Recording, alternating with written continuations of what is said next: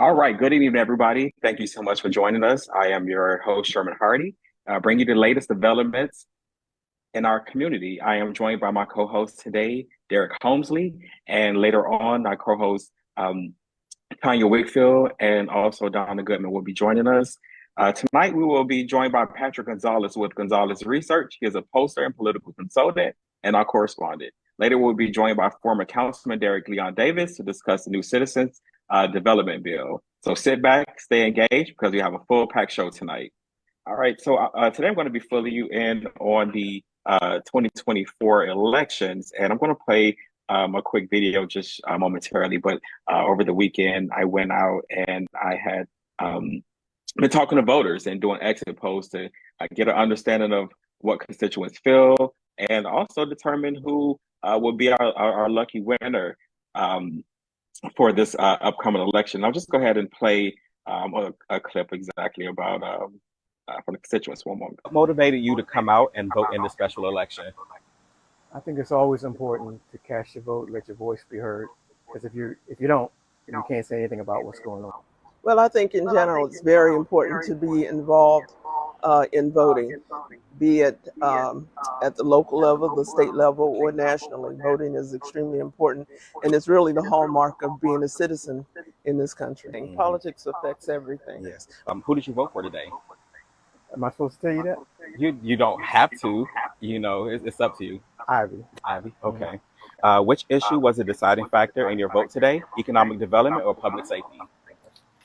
A little bit of both. I felt like she was a good all-around candidate. Okay. Really both, but I think I would go with public safety. Both. I don't think they're mutually exclusive, but at the same time, crime is, in my opinion, out of control, and that is extremely important as well. Okay. By the way, in November, who do you think you might vote for in the Senate race? Also Brooks, the Democrat, or Hogan, the Republican? Most definitely also Brooks. That's a hard one. I think they both have pros and cons. Okay. I guess because of what our people have been through, I kind of lean towards also Brooks, giving her a chance. So that's kind of where I'm leaning. But Hogan, to me, has a pretty good record as well. Well, you're asking me if I'll be voting Democrat or Republican? For the Senate race, and also Brooks or Hogan? Absolutely for Ms. Also Brooks. All right. And as I stated, we're joined today by Patrick Gonzalez with Gonzalez Research. Thank you so much for joining us, Patrick. How are you today? Perfect. So I brought you on today. I know we the last time you were on, we said that we were going to have you back so we can talk about all things elections leading up into the November general election. And we have some significant updates since the last time we've been here. I want to give you the opportunity to go ahead and talk about the local race here, the special election. We'll talk a little bit about what's going on at the federal level with the also Brooks and Hogan campaign, and also surprise, we have a new presidential candidate. So what do you have for us today? What's on your mind, Patrick?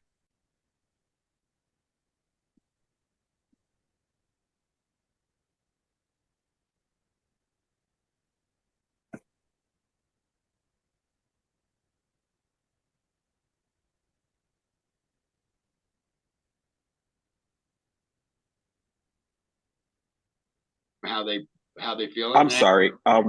Patrick, can you start over? Your audio was out. So you were saying, yeah, you do some of this pretty much a little more than what I did out there. Yeah, no, I enjoyed your clip because it is basically a microcosm of what I do.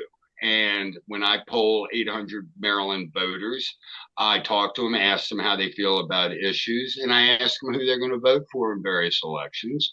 And so I found that enjoyable on a sort of a personal level, doing what I do, which is much more formal, much less that personal interaction. It's just a phone interview, basically. So I thought the most interesting aspect of the results yesterday in the special election, to my eye and ear, was quite frankly the margin a victory for Jolene Ivey. You had a multiple qualified candidates who ran, and in that kind of field with what, 6, 8, a fair number of voters, Ms. Ivey got almost 50% of the vote. So it was a pretty decisive, conclusive result. Yeah, absolutely. And speaking of the election, I just want to highlight the turnout. It was not necessarily what we thought it was, and with the mail-in ballots, we thought turnout would have been a little better. It was, I think you said, it was 2% of the vote, roughly. Yeah, but based on the numbers we kind of quickly looked at, maybe 3% of the vote. The special election turnouts, Sherman, are always dismally low. So that's not to be expected. But 10% is dismally low. I'm not sure what the adjective for 3% is.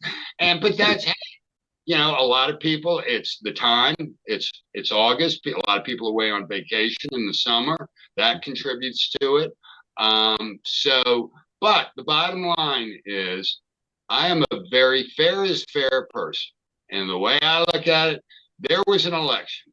You had an opportunity to vote, and I totally understand if you didn't for whatever reason, but the vote ended up being that number of people. What did we say? 16, 18,000? Is that what? 16,000. 16,000. Okay, they showed up. And based on that, we have the results, and we move forward. So yes, the turnout was very low. Turnout in special elections is always very low, and we go from here. And we have a fascinating Senate race and a fascinating presidential race coming up in November. Yeah, that's going to be pretty exciting. And speaking of Senate races, let's talk about, do you have any updates on some of the polls that have come out recently?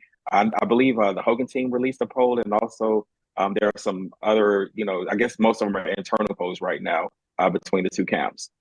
The most recent poll I saw had it 42 also Brooks, 41 Hogan.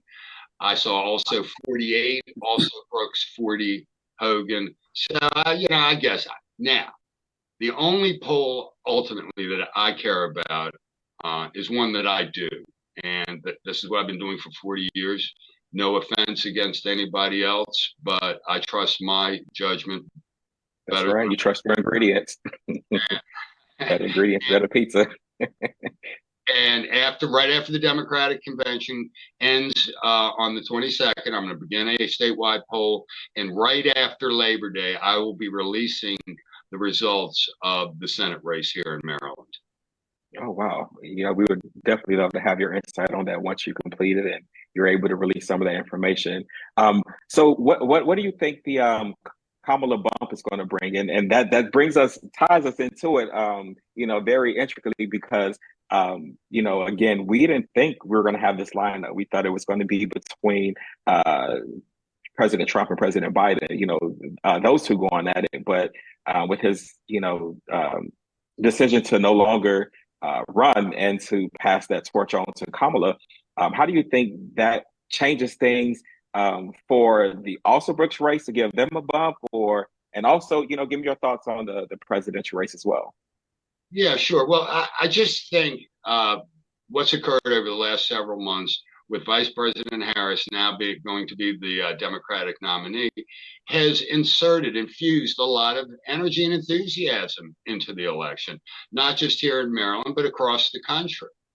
And I think you just can kind of watch and feel the energy that a lot of people that I would describe as dispirited 3 weeks ago are now feeling much more excited, much more energized, and looking forward to it. And whenever, from a party perspective, whenever you have the voters energized and enthused, that certainly helps all candidates. It helps the candidate at the top, and it helps the candidates underneath down ballot, such as County Exec Angela Also Brooks, looking to become the first, I want to make sure, female senator from Maryland. I think I'm right. Yeah, absolutely. First female and first African American to become senator in the great state of Maryland. With that being said, how do you feel that the Senate race is going to shape out? I know that, we're trying to keep our seat, and there are 5 other states that are, trying to hold their line as well. Do you see the Senate tipping, or do you see? I'm one of my complaints during the primary with David Trone and his $63 million spent. He kept talking about, I'm the best candidate to win in November. And this was in February, March, and April. And I kept thinking to myself, hey, you're putting the cart before the horse. Worry about May, okay? Now, here we are. He may have been the best candidate for November, but he didn't win in May. And in the same way, I don't think in terms, and I don't think the average voter thinks in terms, when they're going to cast their vote for either Also Brooks, ultimately. Now, there are examples that those that do that, well, this is the 51st seat. We insiders fascinate and obsess over that. But I think the average voter goes out, makes a connection with the candidate, and casts their ballot. And I think with regard to the Senate race, and I felt like this since Governor Hogan got into the race right at the filing deadline, and nothing really has changed, other than I think this kind of switch at the top has kind of energized the Democratic Party, and I think that will inure to Ms. Also Brooks's benefit. Larry Hogan has one thing he's got to be able to do. He has got to be able to get 30% of Democrats to vote for him, like they did in 2018. And it's really, guys, that simple. Can he do that? And I'm going to have a much better sense in about a month. Yeah. And based on what, that gentleman who I interviewed said, he said it's going to be hard. He sounded like he was going along the lines of saying he would vote for, Larry Hogan, if not had it been for, this moment in this historic time. So I know that's something that's weighing heavily on a lot of Prince George's mind, because there are a lot of Prince Georgians that support, Governor Larry Hogan. So that's going to be something interesting to see. But there is truly excitement about it. Oh, absolutely. And one of the things during the primary, when Trone kind of dominated with the polling for so long, was this assumption, because I've done a lot of polling over the last 40 years in Prince George's, and I've done quite a bit since County Executive Also Brooks got elected back in 2018. And every time I do a poll in Prince George's, and I asked, do you approve or disapprove the job Angela Also Brooks is doing as county executive? Her numbers are off the charts. They're mind-blowingly high. So during the primary, when I'm hearing this Trone stuff, and I'm digging it, I'm thinking, well, and then there was talk that Angela was kind of soft in Prince George's.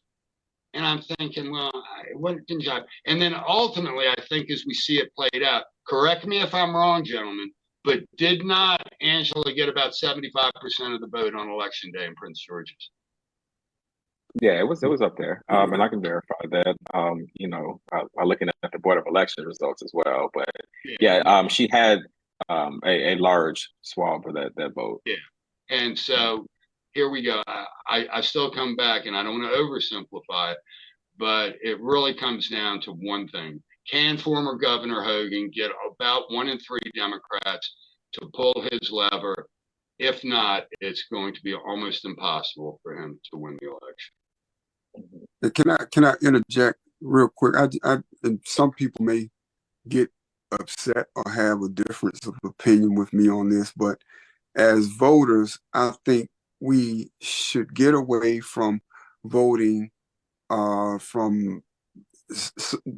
the name is familiar. Familiar a name. I'm gonna vote because I know that name. You got to get out and study what each candidate represents and how they are going to implement their plan to, be on the Senate or what have you. And I just think a lot of people vote because of voter recognition or name recognition, when we're in a time in history where I really think you got to start looking at the candidates for real. I think people vote according to race sometimes, or a lot of times, because that person is my race or this person. But you got to look at what this person stands for. And of course, we are historically accustomed to voting to party recognition, or whatever party that we're in. But man, it's some things changing in this world. And just my personal opinion, I think we really have to look at the candidates and what they stand for and what they have done in the past, in terms of the things that they've said in previous positions that they have ran and won. And did they accomplish those things that they promised the public while they were in office? Just my 2 cents. Eric, hallelujah. I agree totally with you. And you and I and Sherman and many take that effort. And we really dig into the candidates, the issues, because we love this stuff. But we got to recognize we live in a community of many, and we can't expect all to, we got to give them the leeway to approach it the way they want to. And brother, we'd all, in my opinion, we'd all be so much better off if we didn't just reflexively pull a lever or whatever. And I think just keep encouraging people to learn more. And I agree with you. A lot of people do simply vote by, well, who's the Democrat? Who's the Republican? Exactly. But that's their right. And that's why when I conduct a poll, I ask, who are you going to vote for? Joe Smith, the Democrat, or John Jones, the Republican? Because I'm trying to get an accurate sense of public opinion. And you got to recognize that there are a fair number that vote solely on party. But I'm totally with you, Derek, on that. Yeah. And, I want to go ahead and add some additional information, Patrick, because you asked about this earlier. There are approximately 453,370 Democrats, about 83% of the county, that are registered to vote in Prince George's County. There's roughly about 38,687, or 7.10% Republicans, and 53,000 unaffiliated, which is about 9% of the voters. And the primary results, Angela Alsobrooks obtained 89,175 votes to Trone's 33,118, which was 71% of the vote, and to Trone's 26. Right. And that's whenever you're trying to expand beyond into a new office, in Angela's case, going from being the county executive in Prince George's to capturing a statewide election, you've always got to start with that base. And if you can't, and beating him 3-1 in that base is the kind of way, then you've got to take that momentum into other areas. And, we got to, we live in an era with very little context. But let's not forget, there were a lot of people, very few, on balance, I would argue, that thought Angela was going to win. I think the general conventional wisdom assumption was because David Trone spent $63 million, he was going to win the election. All the polling basically had him on. So, it's the old adage. And that correlates with the special election as well, because Tim Adams, has the money and resources, as well. But we see what his record came out to be, or his results for this special election came out to be as well. With name recognition, funding, equal footing, so it's really interesting. Politics is such a interesting beast. But go ahead. Yeah, I was just going to say, proof positive that the only poll that matters is the one on election day. Yeah, and that is absolutely correct. And speaking of, lastly, we want to talk about, of course, the presidential race and the new VP pick and how that is going to influence everything. Did you see that the Democratic Party, or that ticket raised $24 million? By the time they finished the announcement for the VP pick. So, that team's over there raising massive amount of money. So, I wish I could raise $24 million, but since Vice President Harris has become the presumptive nominee, they're raising a ton of money, and that's what you got to do in politics. And it's just going to be fascinating. I'm now in the mode where I am going to wait to see how the party comes out of Chicago on August 23rd. And then it's on. The game is on. And so it's gonna be a fascinating election.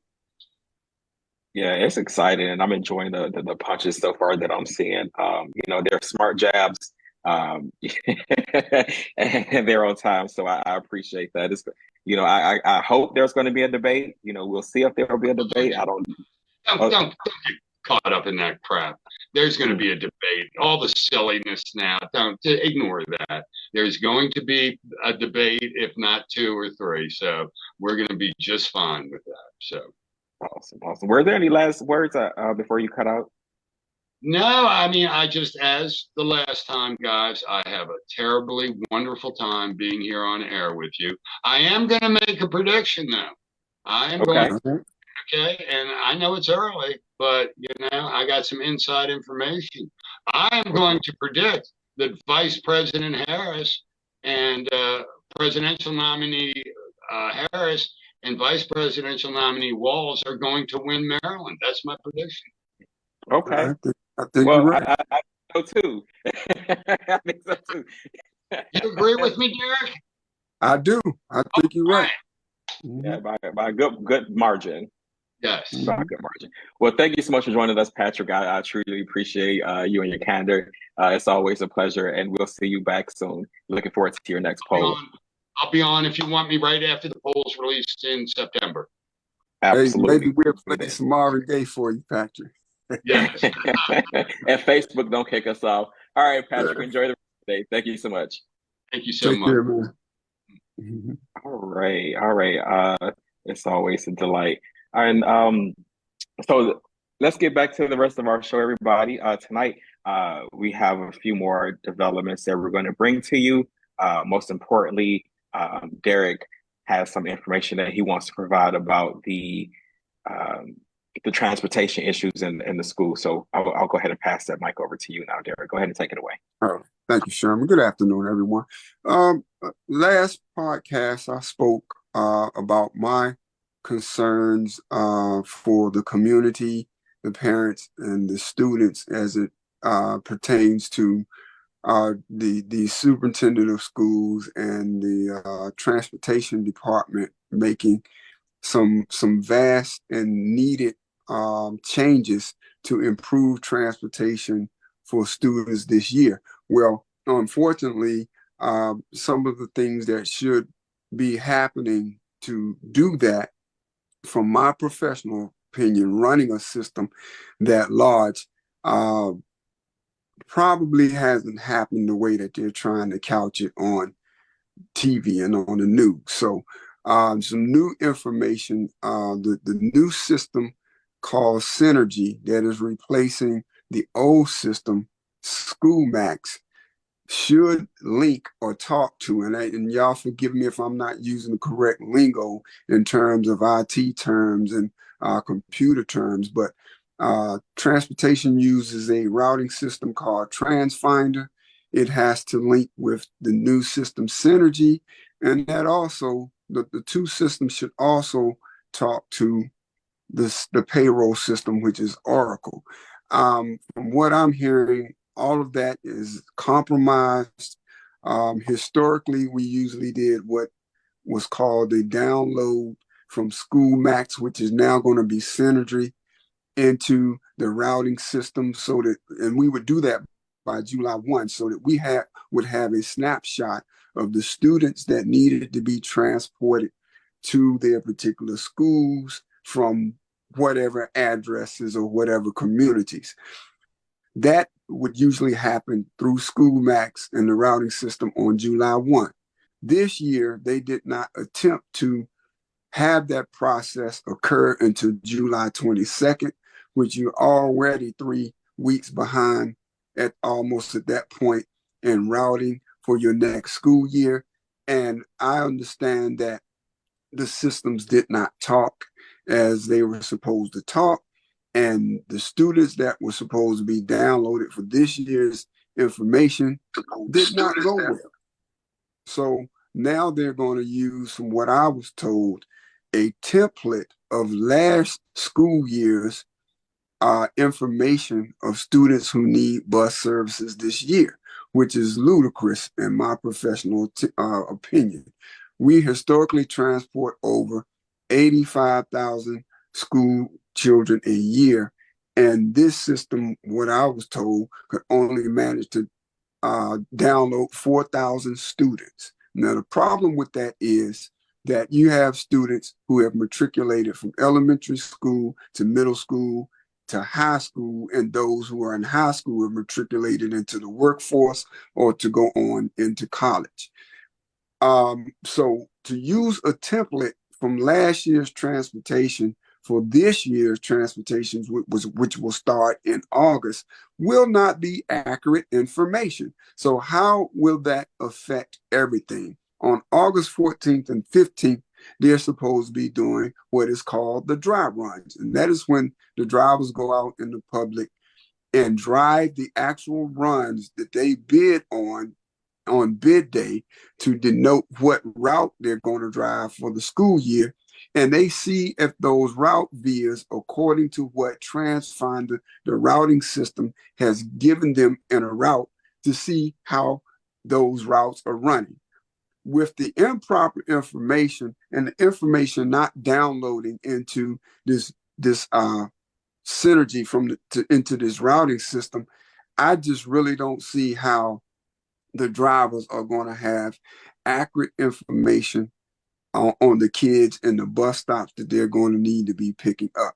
The other thing that affects is on bid day, I understand they're doing a half in-person bid, and some of them are going to bid virtually, which is absolutely unfathomable to me, because you bid by seniority date, and I'm not on the inside, so I don't know how they're going to make sure. For instance, if Sherman and I are bidding, and Sherman has a higher seniority date than he would bid before me, and then I would bid after Sherman on the seniority list. If Sherman is bidding in person and I'm bidding virtually, how are they going to keep up with which one of us bids in the right position? Because if I bid before Sherman and his seniority date is higher than mine, then Sherman can have a grievance through the union, because I could have bumped him off of getting a route which has more hours, pay hours for my salary than his. And trust me, I'm going to file that grievance. Absolutely. And you should, because by seniority, you would have the right to pick the route that made the most money before I would by seniority Made the date. more sense for me, because of, that seniority. And of course, from what I understand, system to work so you can keep the bus drivers happy and keep them employed. Right. And to add insult to injury with that, last year, the system was not talking to Oracle, and Oracle is the system that pays the drivers in transportation. So people's pay were continually not right.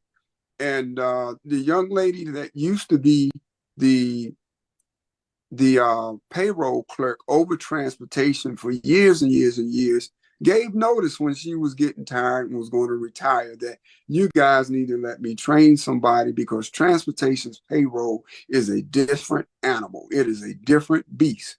They obviously did not listen. They placed a person, from what I was told, in that position that has a language barrier, not to discriminate against anyone, but they I guess when they speak English, it's not clear because they're from another country. So when people call in about their pay, there's miscommunication because they can't really understand what the person is saying. And the person really did not sit under the previous payroll clerk long enough to get a gist of how complicated transportation's payroll is. So a culmination of all of that for August 26th, I predict that it's not going to go well. So last week, I encouraged parents to call their respective schools that their children are going to be attending to make sure that your proper information is at the schoolhouse and can get into this new system synergy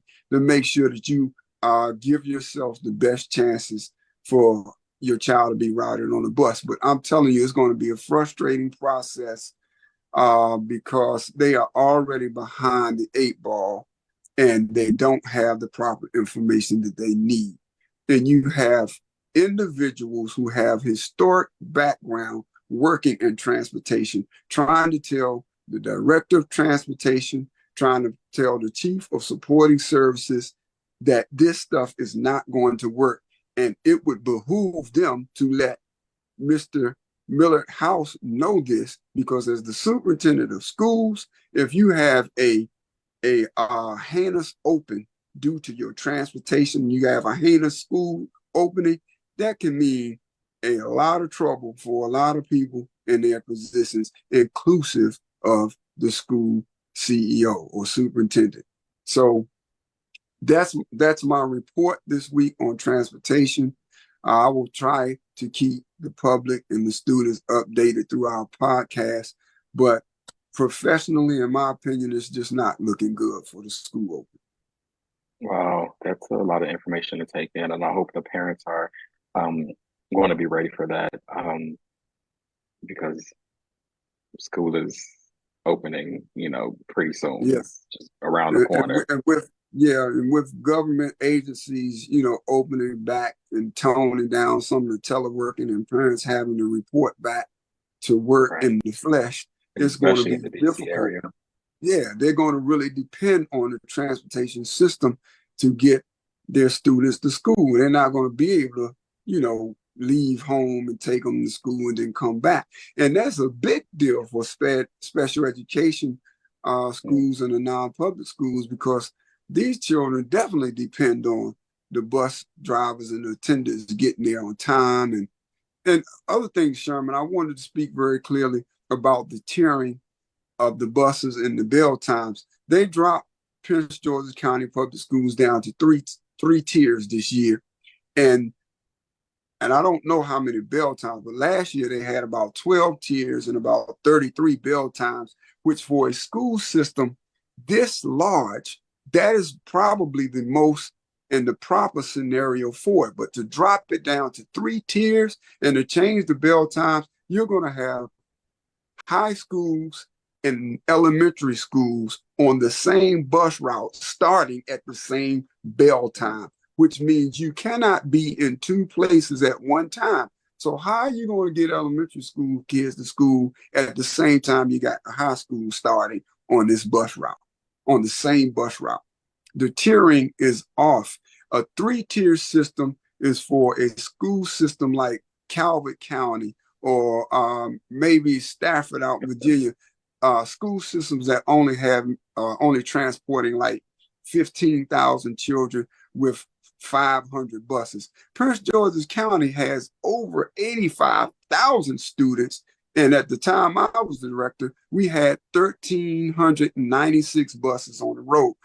We're huge. We're way huge. We're a whole lot more bigger than what this tiering system has set up. And TransFinder, the routing system that they're using, is a system that most likely is not designed for a system as large as Prince George's County. And I understand that system was not even procured properly through the purchasing department, and nobody was sitting at the table with the transportation knowledge and wherewithal to ask the questions of whether that system was suited for a system as large as Prince George's County.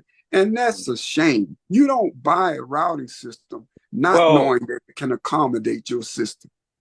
Well, when you all were doing the request for proposal or trying to get that, when they were doing that and trying to get that out, to have contracted, especially technology, they're supposed to tell you the capabilities and limitations. And this should have been something that was solely expressed to understand exactly, can you handle a project of this magnitude? And this Absolutely. comes at a time where, we need to discuss oversight into projects, because this is wasteful spending. If what you're saying is true, and the system can't handle what we have going on, and also coupled with user error, that's a tragedy in itself. Absolutely, because the people that sit around that table when it goes through the proper purchasing process and procurement process, they should be able to ask questions like, does it have optimal route capabilities? Can we put a map of Prince George's County into your system and it use the map, the most current map of Prince George's County to route our buses? You know what I'm saying? Will the systems, will the routing systems talk to Synergy? That's our new system that, we download our kids. These are the types of questions that you have to ask at the procurement table, and the companies have to be able to show you and prove to you that their system can accommodate these things. And then what you should do is run a test run.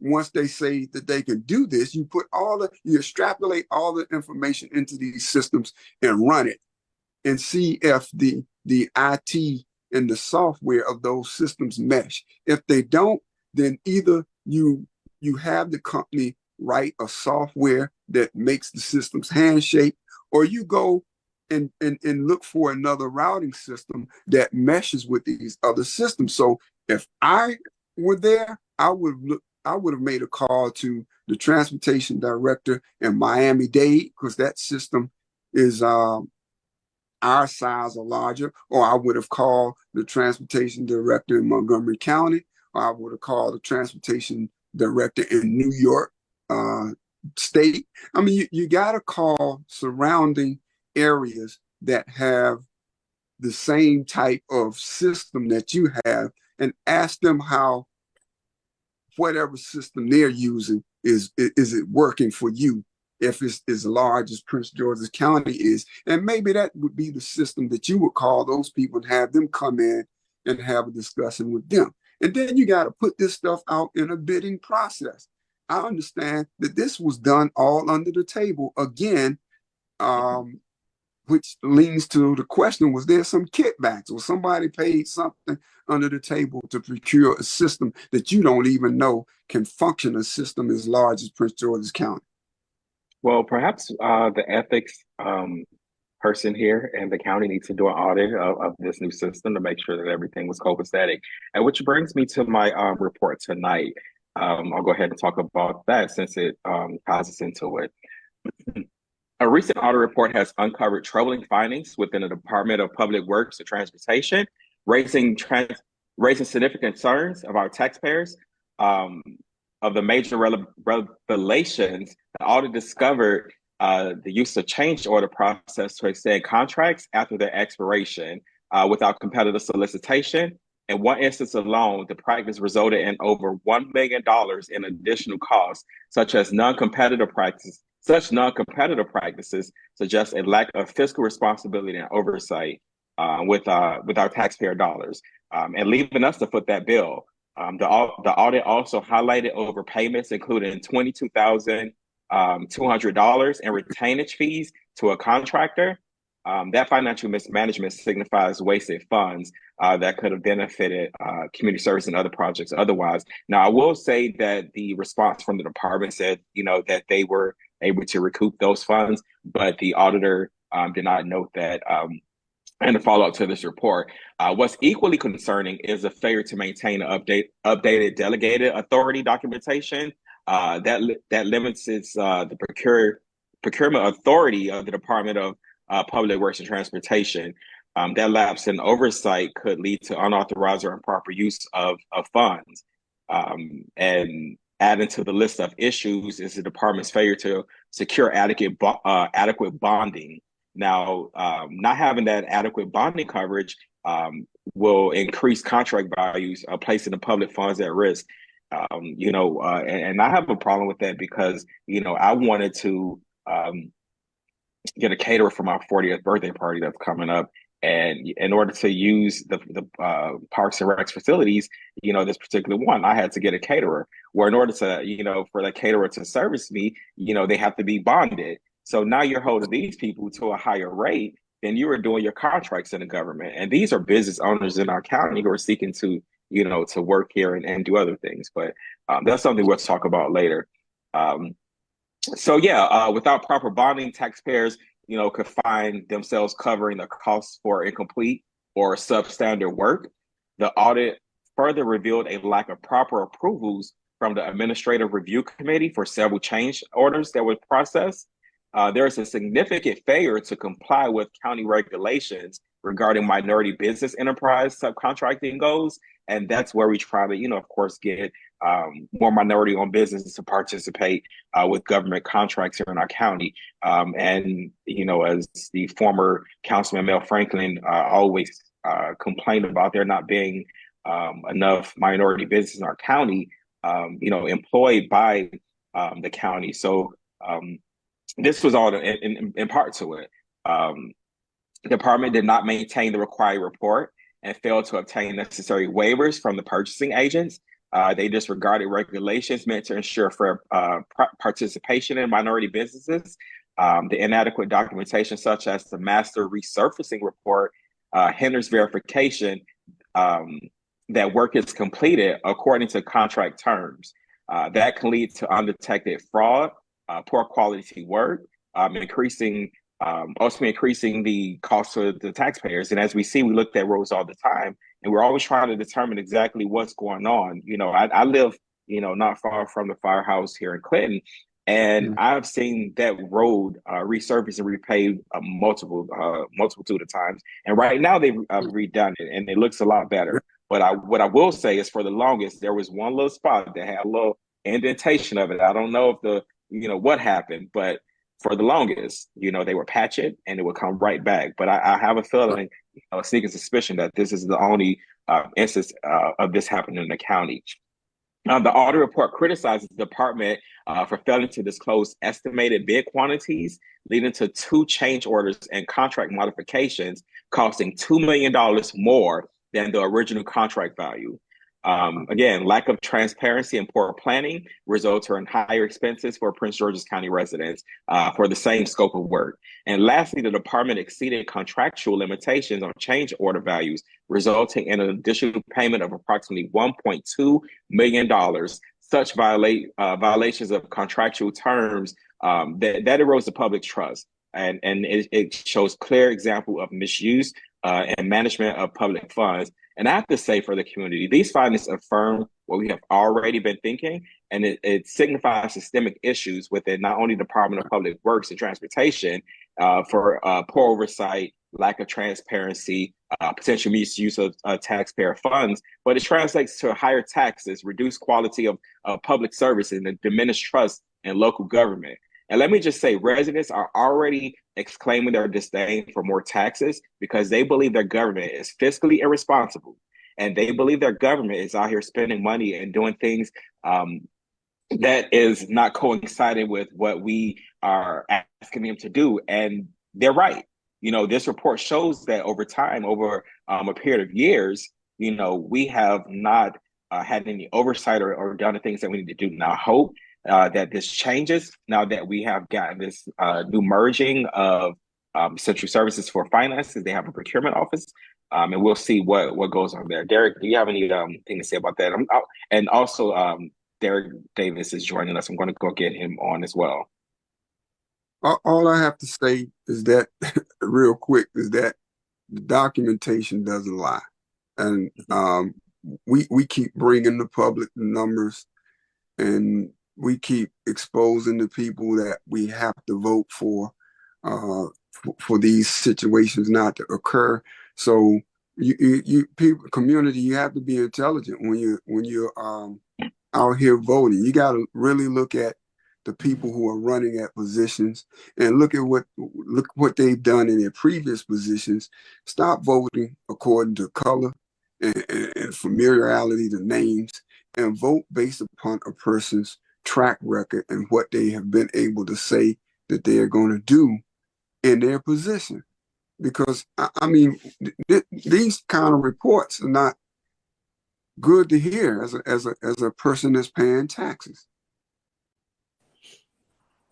Yeah, and especially for us who believe in accountability, it's quite concerning and disconcerting when you look at it, and especially As you talked about, the contract and purchasing of software just now through the school board, we're talking about DPWT. How many other departments in our county are mismanaged? I know that there was a huge problem with the housing department, and when it came to the emergency rental assistance funds, there has been instances that through the school board with Head Start and so many other things, and us not being documenting and so many other things. But it's a problem. I hope we're able to find somebody who can get in office, who can rectify a lot of these situations, because we're leaving money on the table and we're not getting the grants and the other things that we need because we are not good stewards of it.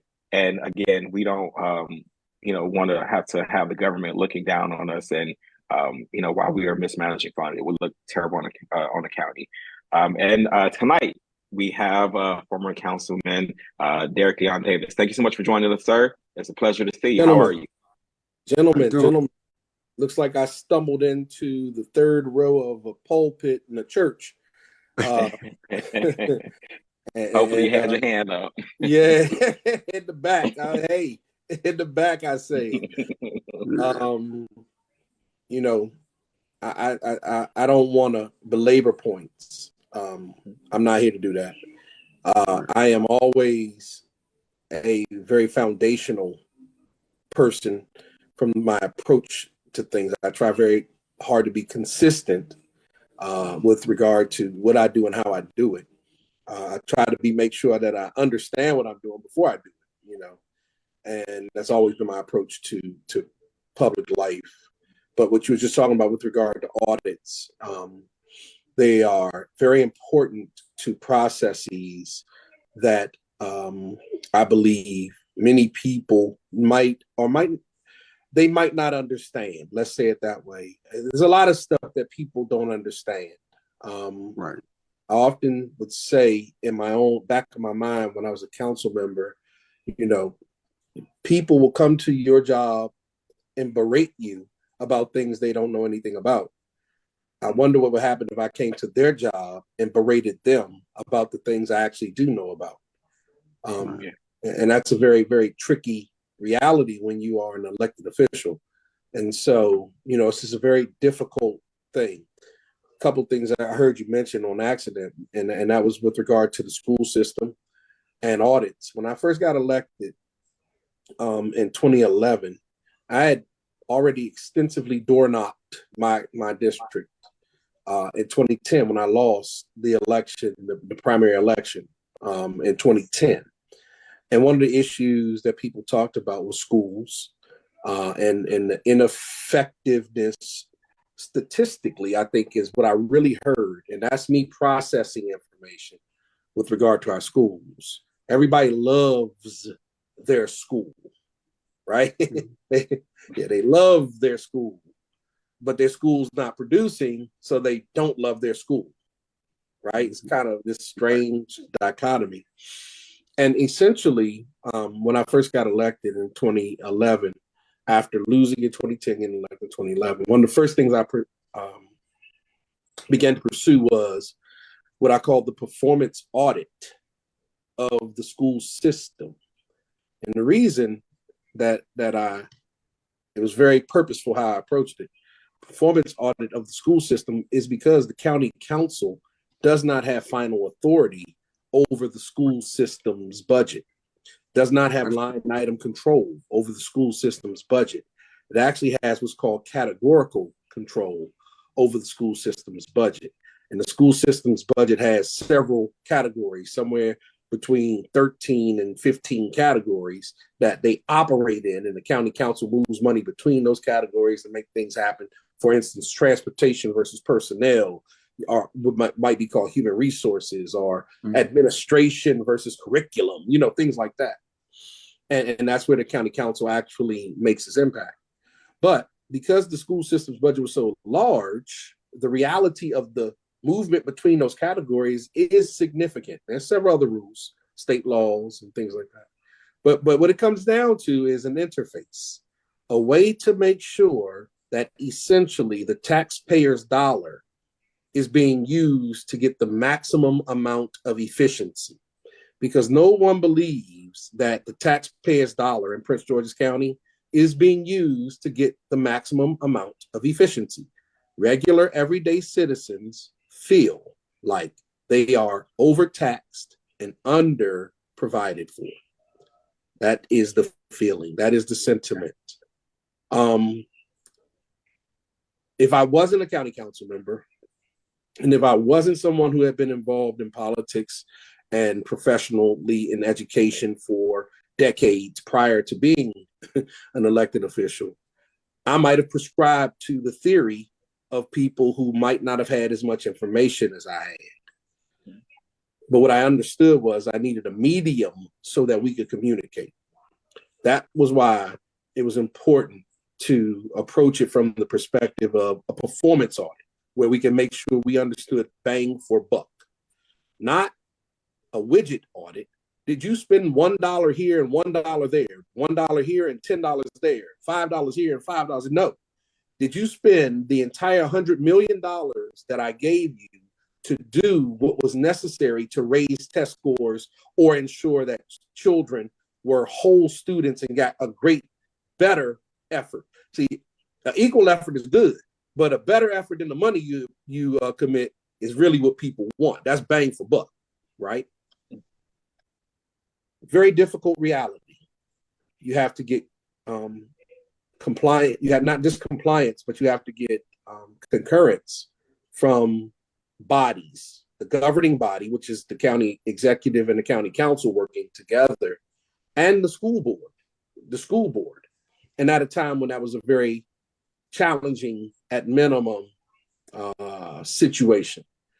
So it's not as easy as we want it to be. And I hate to say it, it takes a lot of time to actually pull most of these things off. And you don't have a lot of time, especially when you are elected on the county council. Your term limited, you got 8 years. And I'm giving no excuses, it's just the reality. But these things are critical and they're still important so that we can be better at doing the people's work for the people. More specifically, and the way I've always felt, is for our kids. I don't have any kids, you know. When I left the county council in the early 90s, 94, 5, to go work for the school system for Head Start, you know, the 1,000 children that Head Start dealt with every year with my kids. That's the way I looked at it. My wife and I don't have them. I guess J.D. Vance and his crew would be pissed off and we'd be cat ladies or something or the other.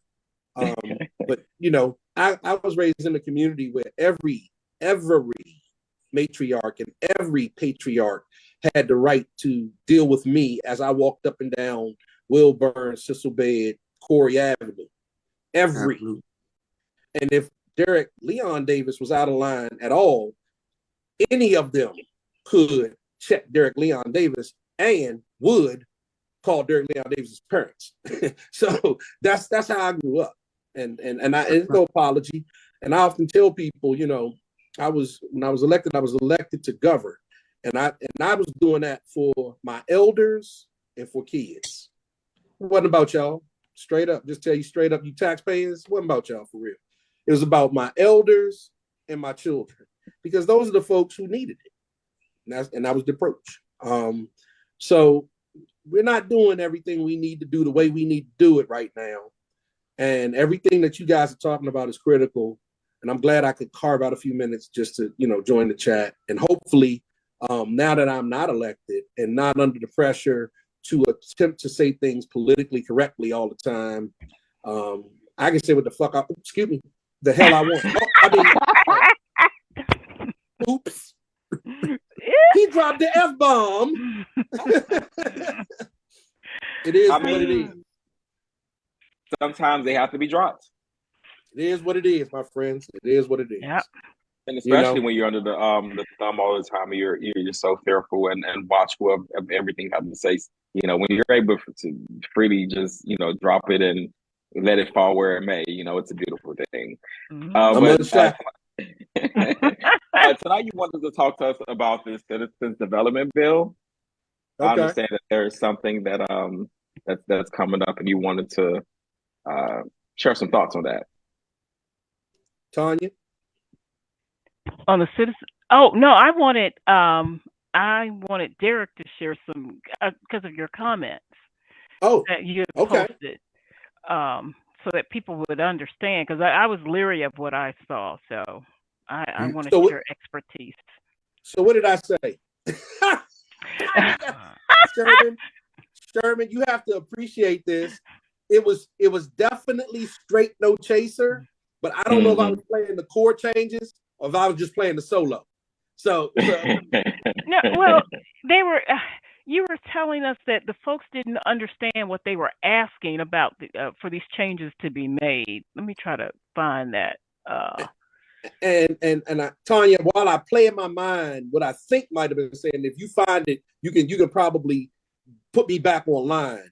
But my in the back of my mind, and I have to figure out how to do this on social media. I opine a lot about national politics, a lot about national, and I opine a little bit about local politics because nationally I don't really care if I offend somebody, but locally I probably will offend a friend or two. You know, it just happens, right? And then I gotta hear from them about how offended they are about what I might have said. And you know, while it's all good, they know we big. I'm a big boy, and they big boys and girls. I hope. I really don't care. You would say I hope, but I have come to see and understand how fragile people are in this, this circle or whatever it is, and Ecosystem. feel attacked, when we should be discussing policy and we should be debating policy actually, and it's not about you. I want to use your F-bomb word right now. It's not that. It's let's get to the meat and potatoes of why we're here. That's it. Identity politics that you hurt me and this and that because you didn't want to go along with my bill or this and that. It's astonishing. We have. What's funny, Sherman? Nationally, people are starting to say this thing. Just because I disagree with you, don't mean I hate you. Where did that come from? Why do people think when you disagree with them that you hate them? Look. Oh my gosh! Or you're angry. You're angry. Yeah, and I believe nationally it has to do with like Trumpism and the inability for a lot of people, mostly not looking like us, to be able to call Trumpism racism. And so essentially they want the opportunity to call us the N-word without it being said. And so when we take offense because they didn't say it, we can't be offended. That's bullshit. That's bullshit, right? The reality is if you offend me with the ultimate offense, then the ultimate retribution you should expect. If you punch me in the face, I'm sorry. I am a lot more Malcolm X than I am Martin Luther King. It's just what it is, right? You might hope for me to turn the other cheek like Jesus said, but I probably ain't going to do it. So, that's just some stuff that we dealing with. Just to make sure I heard what you said. Yeah, well, I heard a pastor preach that. I heard a pastor actually preach that whole thing about turning the other cheek. Did not mean passively walking away. And I was like, whoa, that was ear opening. But the reality is locally, we haven't had a serious conversation about our problems. Locally, we haven't been able to have that conversation in a lot of years. And I commend you guys for being, at minimum, the great that people have to grate themselves against. You know what I mean? And Sherman will tell you, I know he'll tell you, it ain't that I'm always right. And it ain't that I'm always right. And it ain't that you always wrong or anything like that. Let's talk about it. Let's figure it out. Because ultimately, I think it's our job, again, and that's just me, and I don't hold anybody to my standard, especially in our generational age groups. But it's from my perspective, and this is something that me and the late great Wayne Curry used to talk about all the time, was look, man, it's not about us. It's about our grandkids.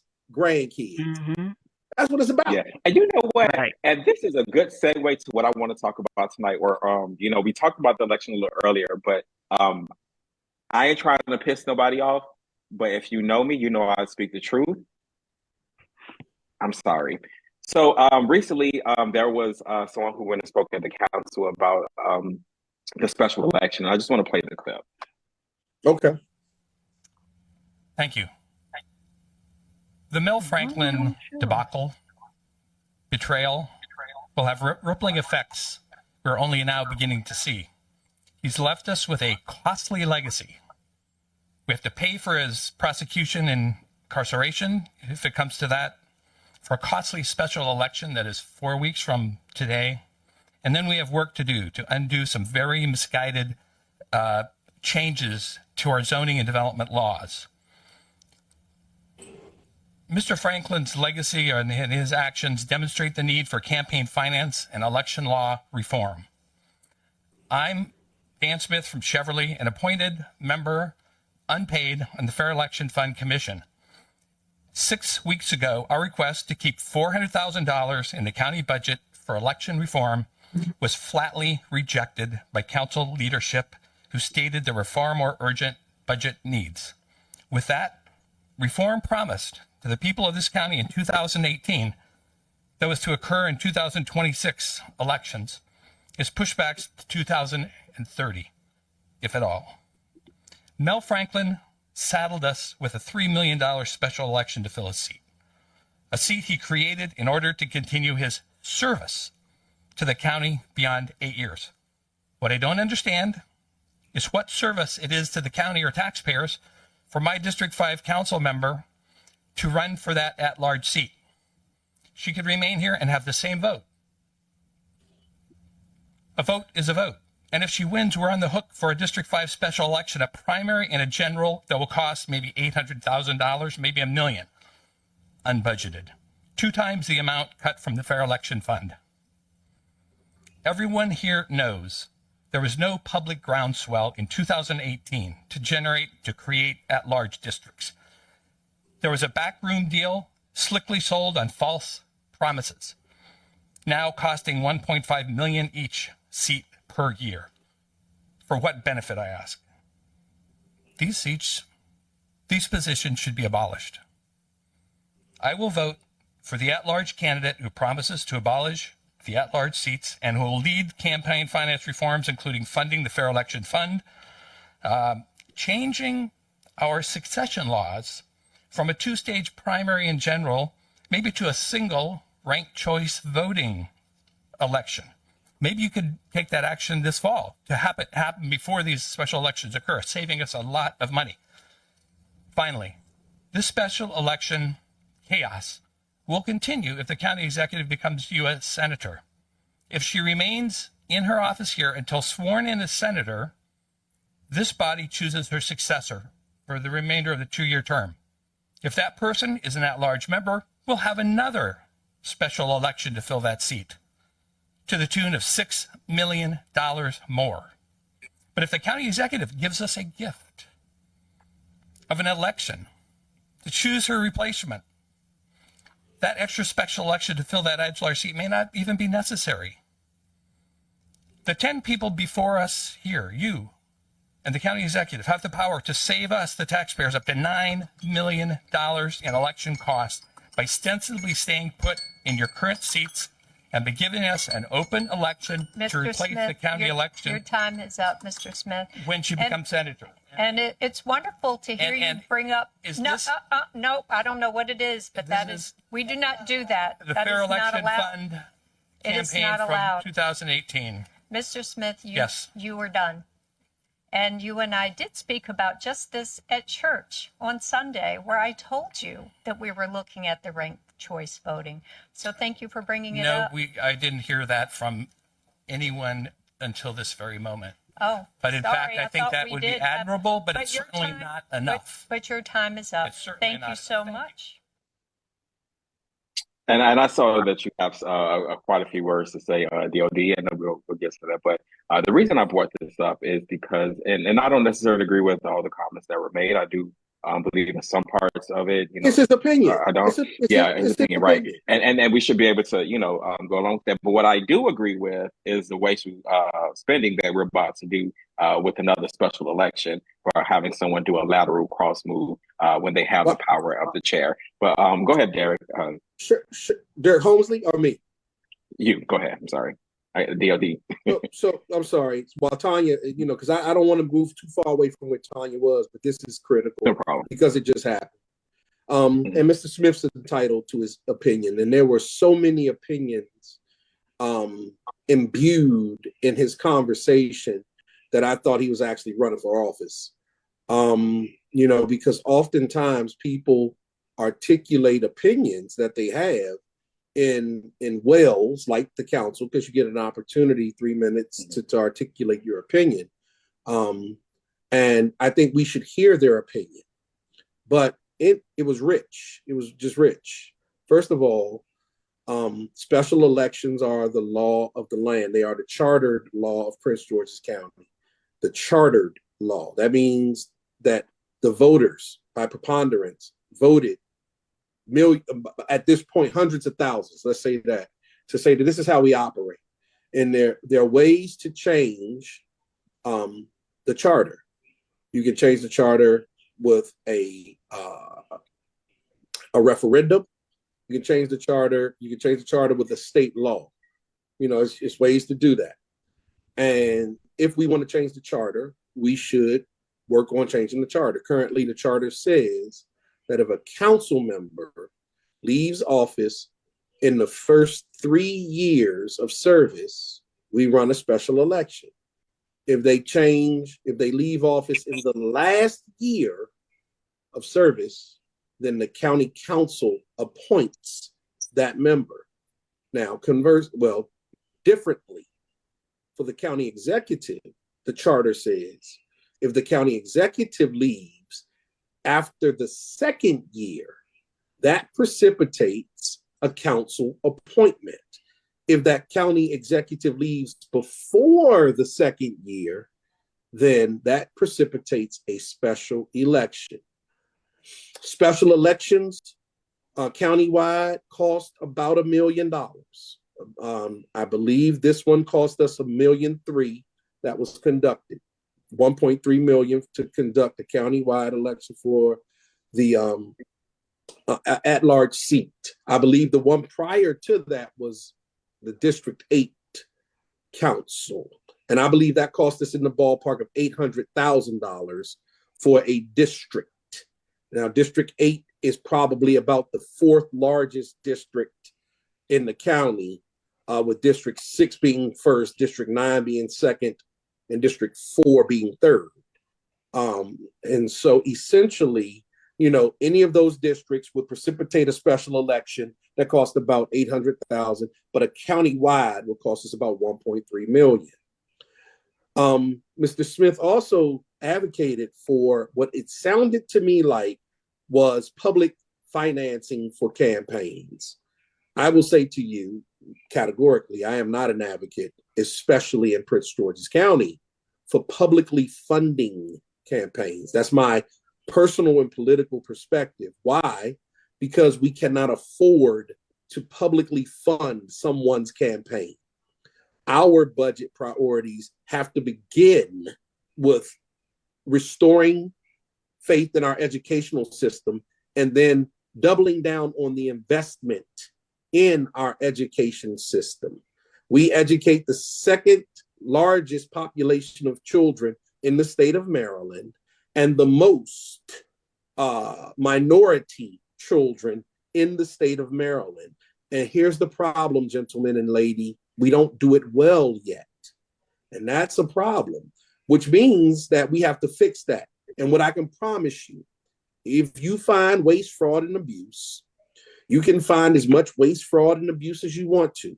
But at the end of the day, once I audited down bang for buck, and I started in 2011 working on this project, you're not going to audit it down to the point where your waste, fraud, and abuse savings pays for the gains that you need to invest in, period. Point blank.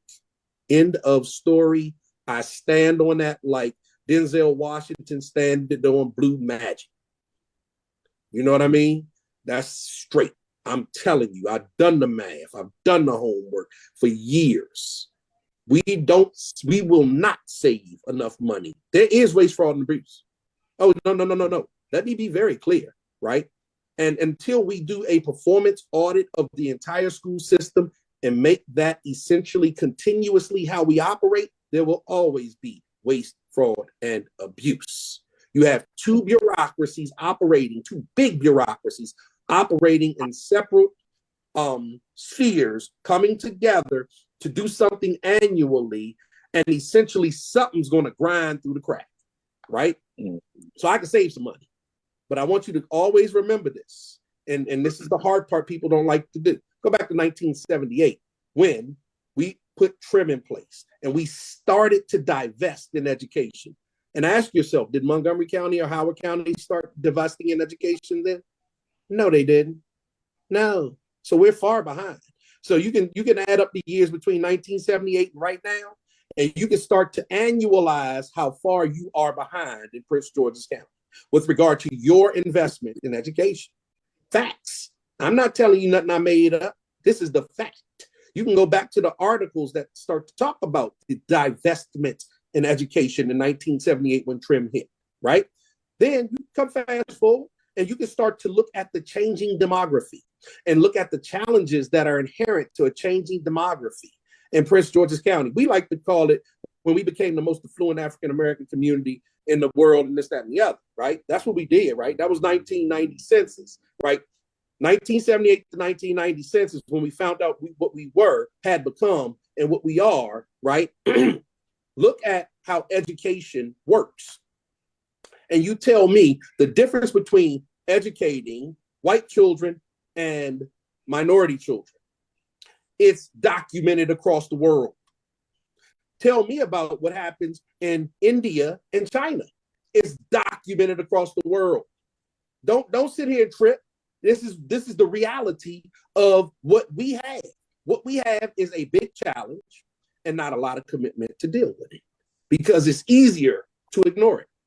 It's easier to pass it on. And unfortunately, we've got to a place in 2020, the 20s, where that's all we're doing is ignoring it. Ain't nobody manning the shop. Ain't nobody leading. Ain't nobody focused on education in the future and this, that, and the other. People are focused on running for office. That's what they focused on. They focused on running for office. How can I write down, I'm going to give senior citizens a tax credit when I'm already giving away $100 million that I ain't got? That's what people are focused on. And that's what they sell it. How can I focus on giving people back 2 days of trash so they can put their crabs in the trash can when 2 days of trash is costing me $18 million a year and $7 million in a deficit that keeps rising every time interest rates goes up? You can't do it, man. The math ain't mathing. The math ain't mathing. And that's why we are in the position we're in. Yeah, and so with Dan Smith, on the subject, I do want to talk about Tall Oaks and mismanagement fund, because put a pin on it. Whoever is in charge. Oh no, it's fine. I'll get back to it, but I just want to say, whoever in charge of fixing these facilities, please go and check this bathroom when you first come in. I mean, it's not a good representation to go into a school and see something looking like this when you first come in. But I'm sorry, Derek. No, you didn't. No, but Sherman, that is one of the reasons why we had to approach school infrastructure funding from the perspective of the P3. That's why we had to do it. State funding formulas for school construction and local funding realities for school construction had us $8 billion behind school maintenance of the physical plant, not just construction of schools, but you got to take care of the 200 schools you already got, right? Some of which was built in 19 forever, and some of which were new and built overcrowded by school boundaries. You got to take care of that. And in a population that's growing in the northern area of the county to an extent where the overcrowding is putting a greater burden on the physical plane. And then you got overcrowding in the northern area. You got old schools in the central and southern area, right? And you got population growth going on across the county. Why? Because if you're not growing, you dying. You can't stop growing. If you Well, a stop lot of growing, people don't see it that way. They would like us to stop developing, stop having kids and populating because they said that, we need the trees. And I'm not discounting what they're saying. I just don't believe I that. am. Yeah. And that's me trying to be politically correct. But quiet as is Kevin, truth be told, there are so many more mechanisms that we could do for stormwater treatment than, planting trees. And it's a lot of things that we need to focus on if we truly want to, be responsible for our environment. But some of the things that they've been talking about, Man, we are more responsible for our environment in Prince George's County than most people in the state. We have more land mass, 500 square miles of land mass. Most of it's still rural down, especially when you get down to the southern eastern end of the county. That people who talk that crap about us and trees, they need to pound rocks, and we need to be able to tell them to. We need to be able to articulate specifically why projects work well for Prince George's County, because we have a robust transportation and a robust and the word and transit infrastructure that needs to be developed appropriately, right? Yes, Well, it's not about a blanket statement. And outside of the Beltway, typically where these, this large massive land is, they're saying, well, don't develop there, do infill developing within the Beltway. Look, who are they? Who are there they? Is more traffic. And how much money did they bring to the table to make it happen? What did they bring to the table to make it happen? You understand what I'm saying? If they don't want something to happen because it can happen in a place they do not like, what are they bringing to the table to make it happen somewhere else? Right? That's one thought. The second thought is, can't you walk and chew bubble gum at the same time?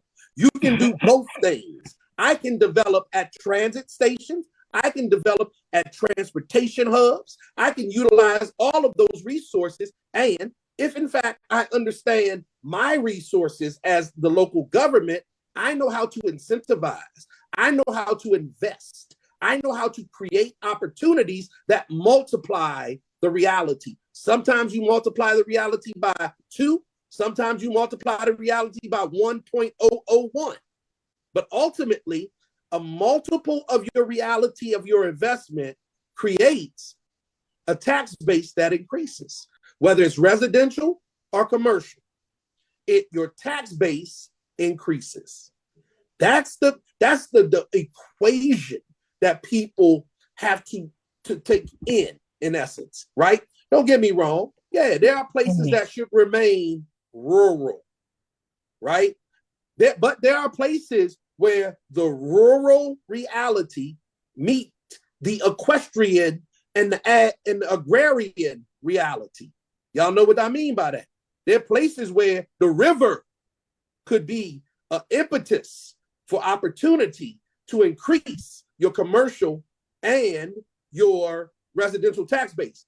National Harbor was one, and it was like that for 1,000 years before we finally did something with it. Right?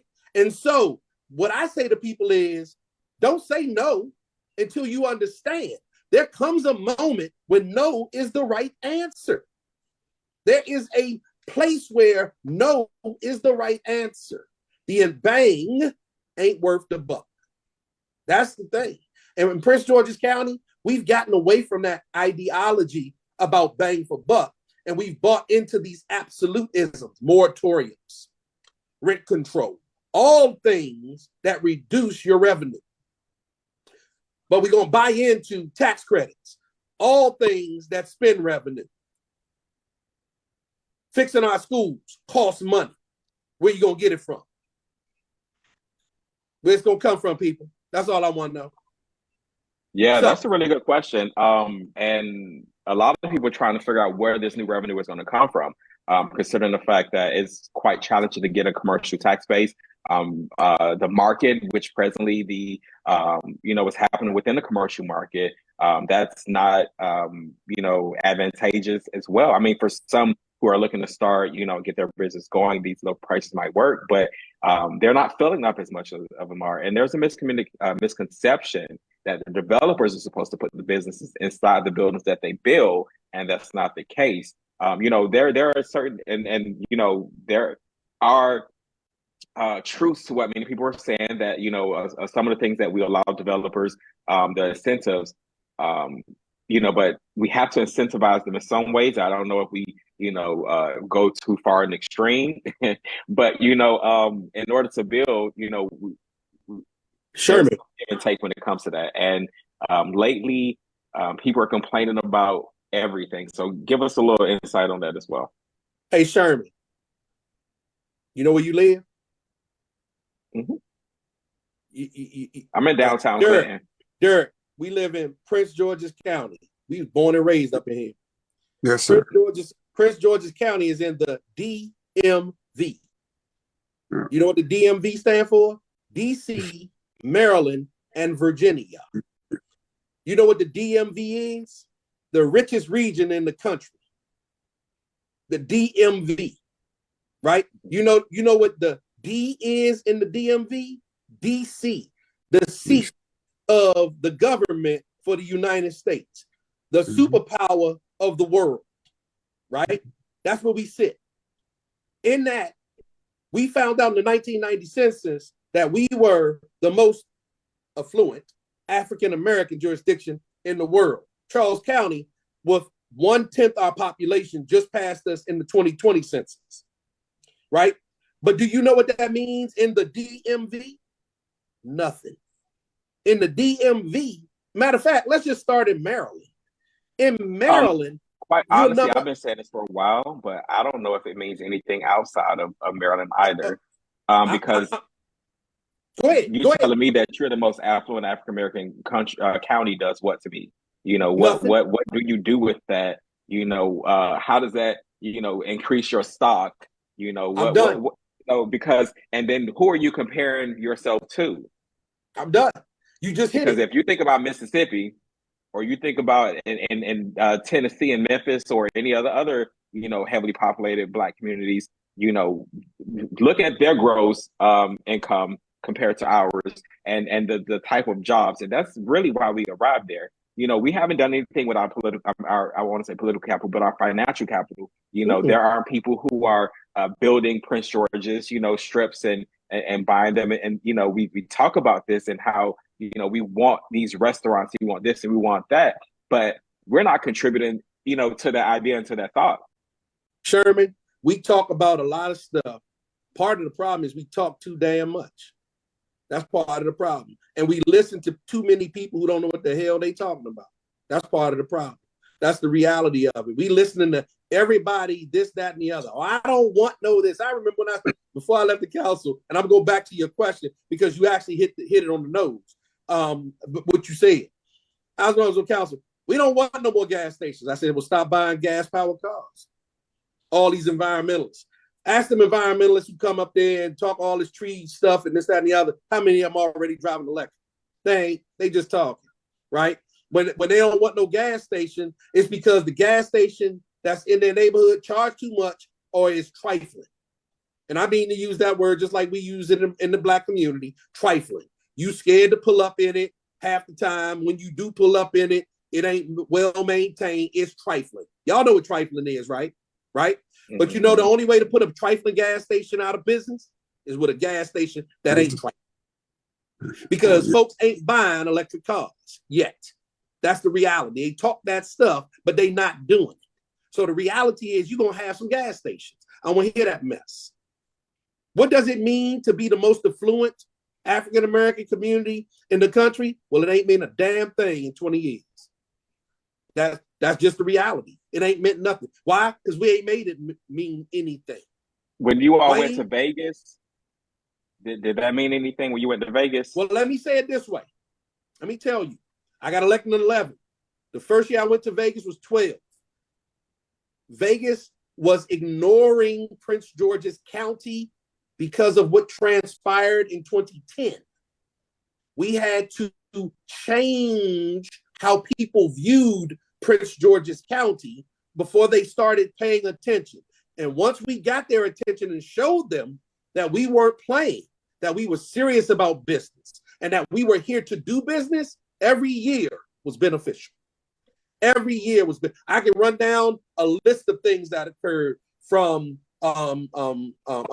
Dave and Buster's to MGM to Whole Foods. I can just start running stuff down and across the county. Harris Teeter, you name it, came because we worked diligently from 2012 to 2020-ish to make it happen, right? Economy, it was bad, and we was like, it's okay. The economy, man, the first time I went to Vegas, it was still barren from the economic downturn. The cab drivers, man, things are bad. You know, we were having this kind of conversation. A few years later, we were killing, right? COVID comes. COVID slows things down again. 2020 slows things down again. And we haven't picked up. And then we elect a council that starts to talk about moratorium, starts to talk about elongating the development process, start talking about rent control, all things that business are saying, huh? How are we going? They don't understand the margins. They think that this is all gifts and giveaways. No, right. People don't understand margins. Margins of business are narrow.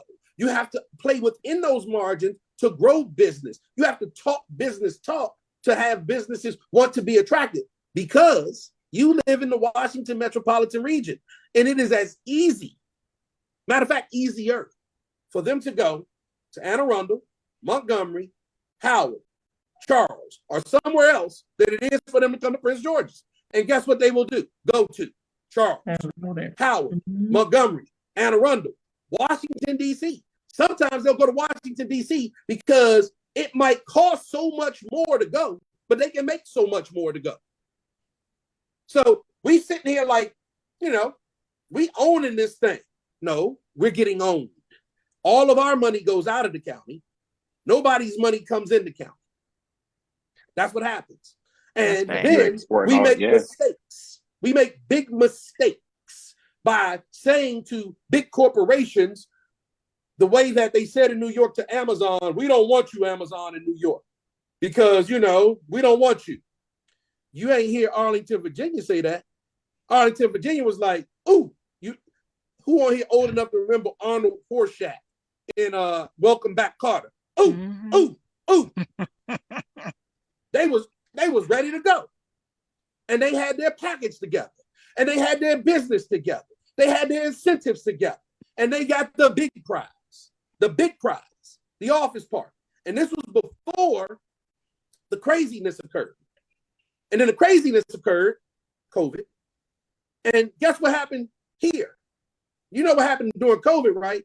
Everyone in the county tripled down on how much stuff they ordered from Amazon.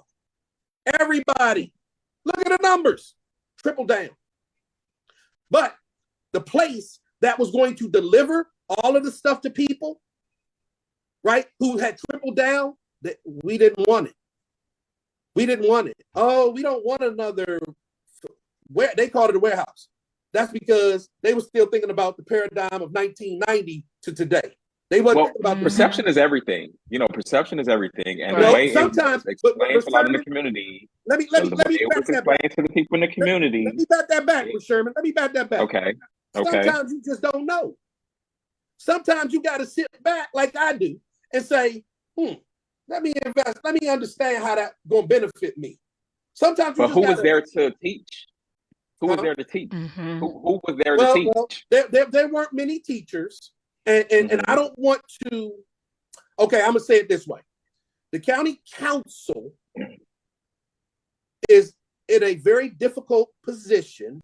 And I wouldn't necessarily change the difficult position, because the county council, unlike councils in the Washington metropolitan region, has a responsibility for land use, right? And because of that responsibility, when they make decisions about land use, they are bound by what's called ex parte communication laws that essentially say, since you are a judge, you can't talk about this stuff lest you must recuse yourself from it. And if you do neither, you can be penalized. And in essence, a council member is the only one who can end up in jail for talking about something like that. An NDA is an NDA, non-disclosure agreement, and the businesses protect themselves with that, right? And essentially they say, well, we can penalize you if you say something, right? Yeah, man. Mm-hmm. But ex parte communication is a law.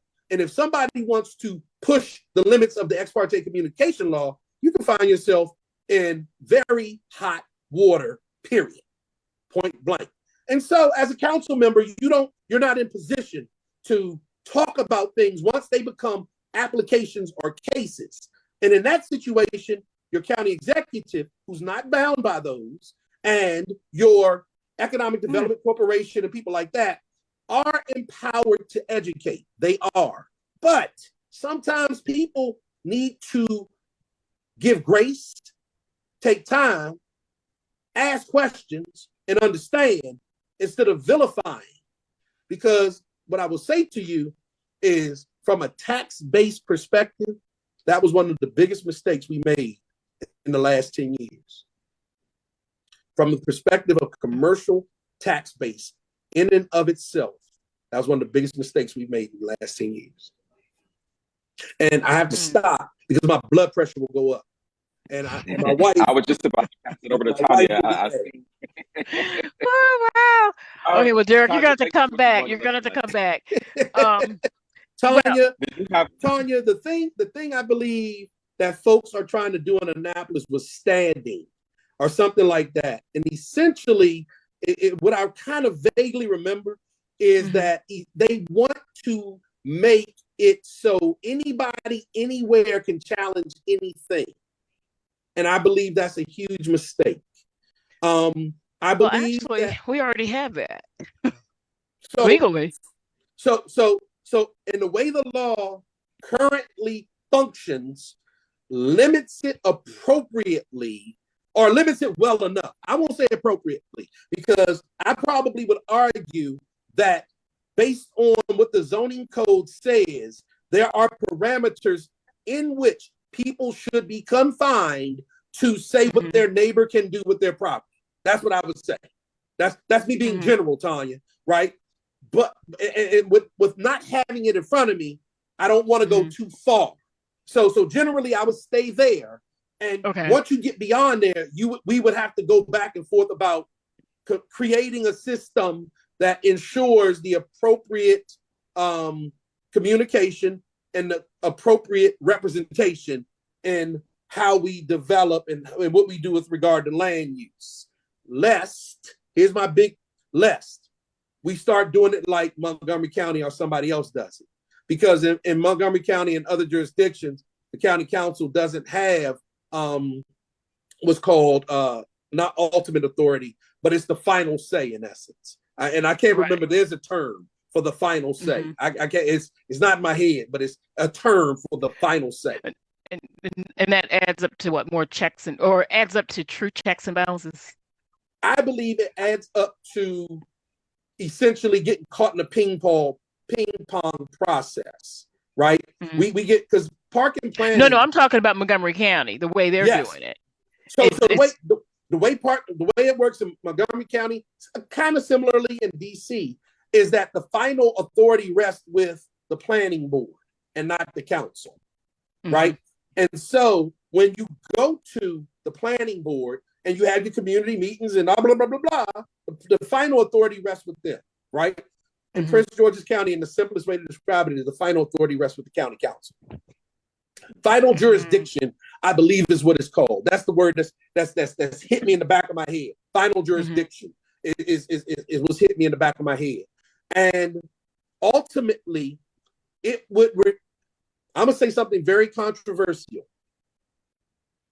If, in fact, and the state legislature could do this, the state legislature could change how Prince George's County operates and say park and planning has final jurisdiction, that the county council appoints the planning board members and the county executive approves them, or essentially make our law just like Montgomery County's, right? Essentially taking away land use from the county council. This is very controversial. Because, and Sherman might have heard me say this before, and you might have too, Tanya, that land use is greater than, just to be consistent, 80% of the understanding of the job that is the county councils. It's 50% at minimum, because we live in a jurisdiction with a state legislature. And so the state legislature in DC, the state legislature and the county council is the city council of DC. That's one body, right? In Montgomery County, they have a state legislature, you have a county council, and their county council doesn't have final jurisdiction or ultimate jurisdiction, or whatever the word is, over land use. In Prince George's County, you have that responsibility, and it is a very heavy responsibility. There will be people who understand it that would argue that is half the job. There will be people that would argue with you that it could be less than half the job. Me, as a person who did the job, would tell you that it's damn near 80% of the job. Getting it right tells you what your budget will be over the next decade and decades to come. Because if you get land use wrong, your land will return less resources. I mean, it's just that simple. It's, you know, it's real estate. You know, is it going to increase in value, decrease in value, right? It's a huge part of the job. So the very controversial statement I would make is, if the state takes away the responsibility, they should reduce how much council members are paid, because now they ain't nothing but state legislators. They ain't nothing but state legislators. They local state legislators. That's what they are. So cut the cost by at least a third, maybe half. But as long as they got land use and they know what they do. Now, let me tell you something. Land use hard. Oh my God. It's the most difficult reality. Good God Almighty. I never knew. That's not fair. I knew, but I didn't know how much I didn't know until it became my responsibility. Right. I worked for the county council, right? I worked for Joanne Bell back in the day. So she showed us the ropes. She taught us what the budget meant. She taught it what it meant for us, what it meant to be a member of the Board of Health. She taught us public safety, where our role was in education. She taught the other Derek, who's your treasurer, and me. She taught us those kinds of things. Did you all keep the slides? Because I want to share with the people that be running for council and some people that's on the council. So if you can get a hold of those slides, I would greatly appreciate it. I know, because these Robin Hood programs, I know. Because again, you just said the three things that the council is responsible for. That's it. And Sherman, I try. Anybody who I ask, my wife will tell you I talk too much. I'll share. If you want to understand, I'm not telling you something to deter you. I'm just trying to make sure you understand what you're getting yourself into when you accept this responsibility. Kind of like the mod squad. Well, if you so choose to take this assignment, this is what you're getting into. And that's just who I am. Right? We got councils who think they're advocates all day long. Yeah. They're legal advocates. And all they do is exactly. They better pay attention, because I'm sorry, I mean no disrespect, but that's why Cori Bush doesn't have a job today. That's exactly right. That's why she got voted out today. When you don't understand the job you've been given, then you will move. I had this conversation Saturday, and I know it was kind of just not prophetic, but it was reflective.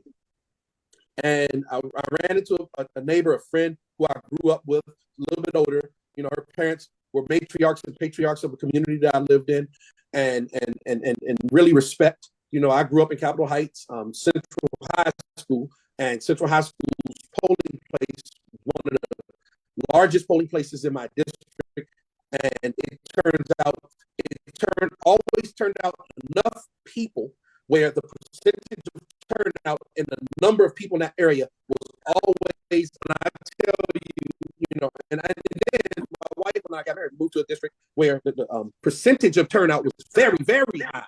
The number of people was a little bit lower. So essentially, I use those two things to say that's a cross-reference of my district, right? And so when I wanted to understand what people were talking about, I just went to those two districts and talked to my neighbors, my friends, my matriarchs and patriarchs, whatever, and to understand. And it was then when I got the realization that, I told her, I said straight up, look, I remember her mom passing, and I remember being at the funeral, and I remember, the pageantry of the funeral and the whole thing. And I told her straight up, because I used to have conversations with her dad, and other folk, and those matriarchs and patriarchs inspired me to be a council member. Mm-hmm. That's who inspired me to be a council member. And I told her, I said, shit, I think I ran for them. I ran for them. And then we start talking about kids. And I said, because I did 15 years in the school system. And I said, and my wife and I don't have no kids. That's what I was in this job for.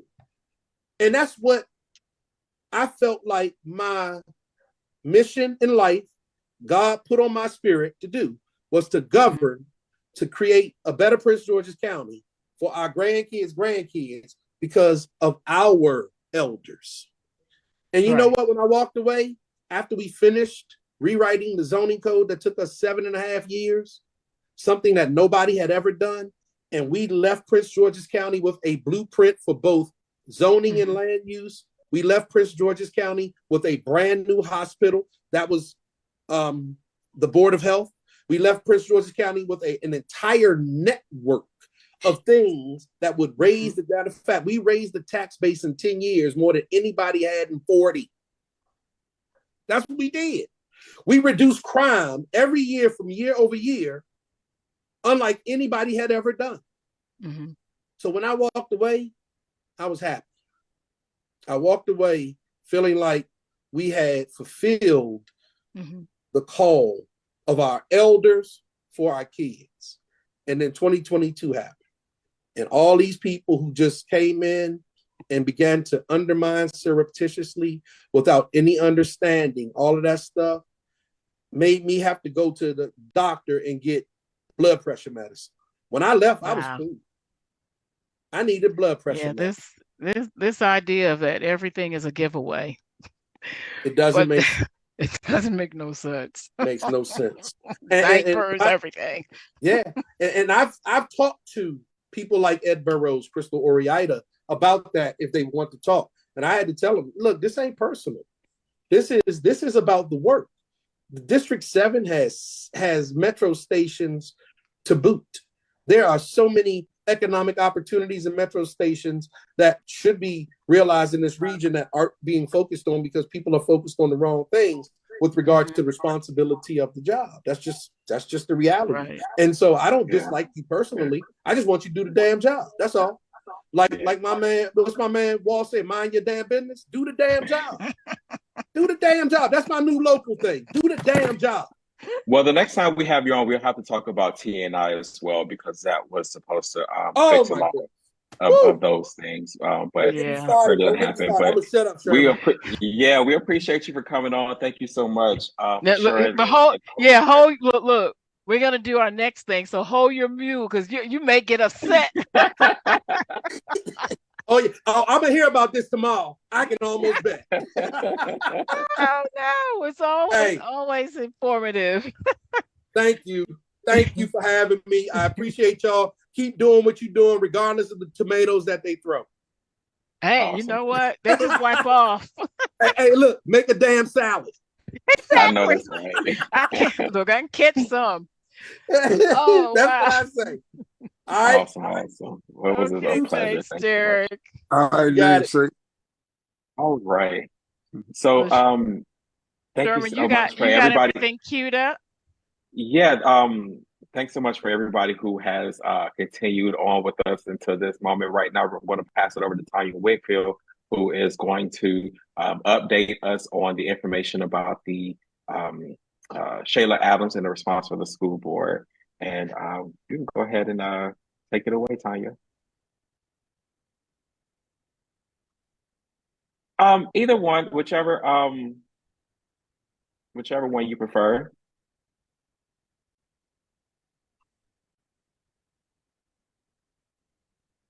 Yeah, I can do that for you. Just give me 1 second.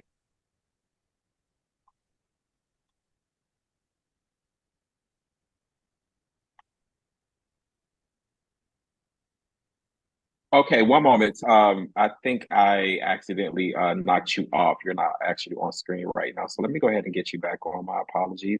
And then we will be able to go. Yeah, let's see.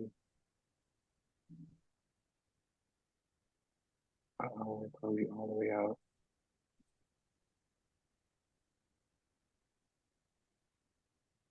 Onto another computer.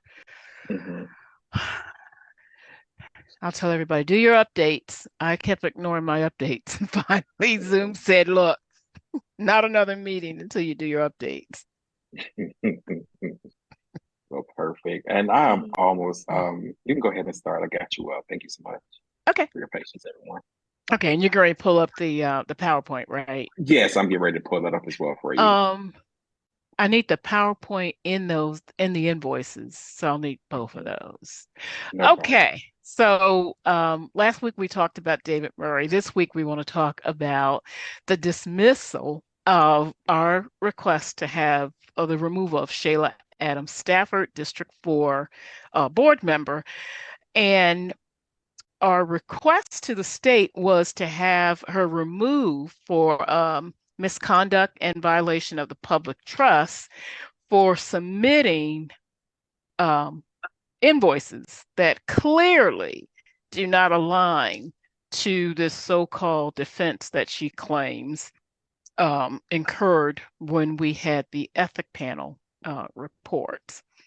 So let me know when it's up, Sherman. And you're starting with the invoices or the presentation. We'll start with the Okay. PowerPoint presentation. Yeah. Gotcha. The climax will be the invoices. So let me know when you're ready. Will do. So what we're basically our argument before the State Board of Education was to look at these invoices that had been submitted for payment. Now,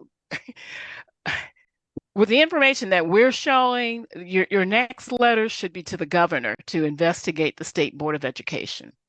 Now, under the Maryland regulations, and you can see we put the regulation there is, you can request that a board member be removed for misconduct, immorality, incompetence, willful neglect, and failure to attend any required board meetings.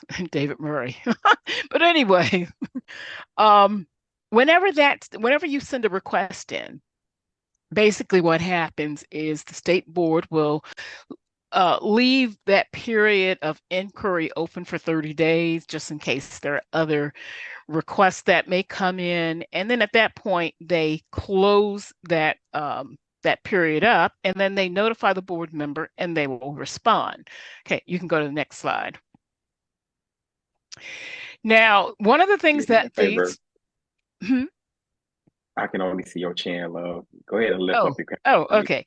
So what the board is supposed to do, let me see, which way do I got to go? There we go. Right, what the board is supposed to do when they are trying to decide if what the, and anybody can submit this now. It can be a citizen or it can be by adopted resolution of a board.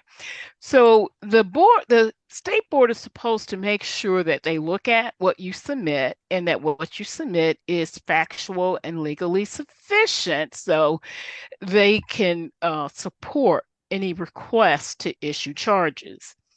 And so again, this can be made by a person who has knowledge of the facts supporting the request for any reason, and then the state must then look at what you submit. It needs to be in concise language and it needs to be detailed. Now, granted, all the information that we submitted to the state, we got through a PIA request, so it came straight from the school system. It wasn't anything we made up. Now, also, when they're looking and determining if this information is factual and legally sufficient, you have to make sure the evidence will create a reasonable belief that the actions committed could constitute a ground for removal, and that anything that's not factual or legally sufficient, they can dismiss. So remember that if it's not factually or legally sufficient, it can be dismissed. If it is, they are supposed to issue charges. Okay, next slide. So, oh, it's a little broken up, Sherman. I can't hardly, can you make it a little clearer? So I want to give you these timelines, and these timelines are very important. It's not showing up. There we go. That's better. Okay. Yeah, you don't have to see me. You just need the information. So May 24th, 2021. This is important to remember because that is when the ethic panel concluded their investigation. Okay. There were no other investigations initiated after that point. Okay. Can you increase it a little bit more? Because it's still a little blurry. That's much better. Okay, perfect. So July 28th, 2021, Shayla Adams Stafford filed a injunction. She filed for an injunction with the circuit court. She didn't file for anything for defense now, because the injunction is supposed to stop an action. It's not trying to debate an action. It's trying to stop the action. So she tried to stop the release of the ethic panel's findings, not defending herself. She just didn't want it disclosed.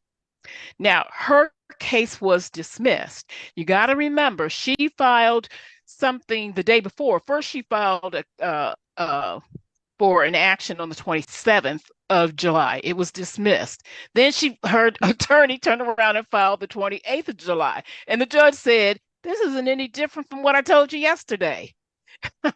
Dismissed.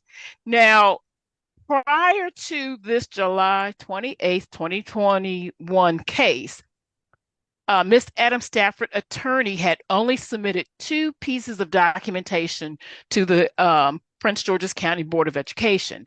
That was a memo on June 28th and a memo on June 30th. One saying she wasn't going to participate in her hearing to defend herself.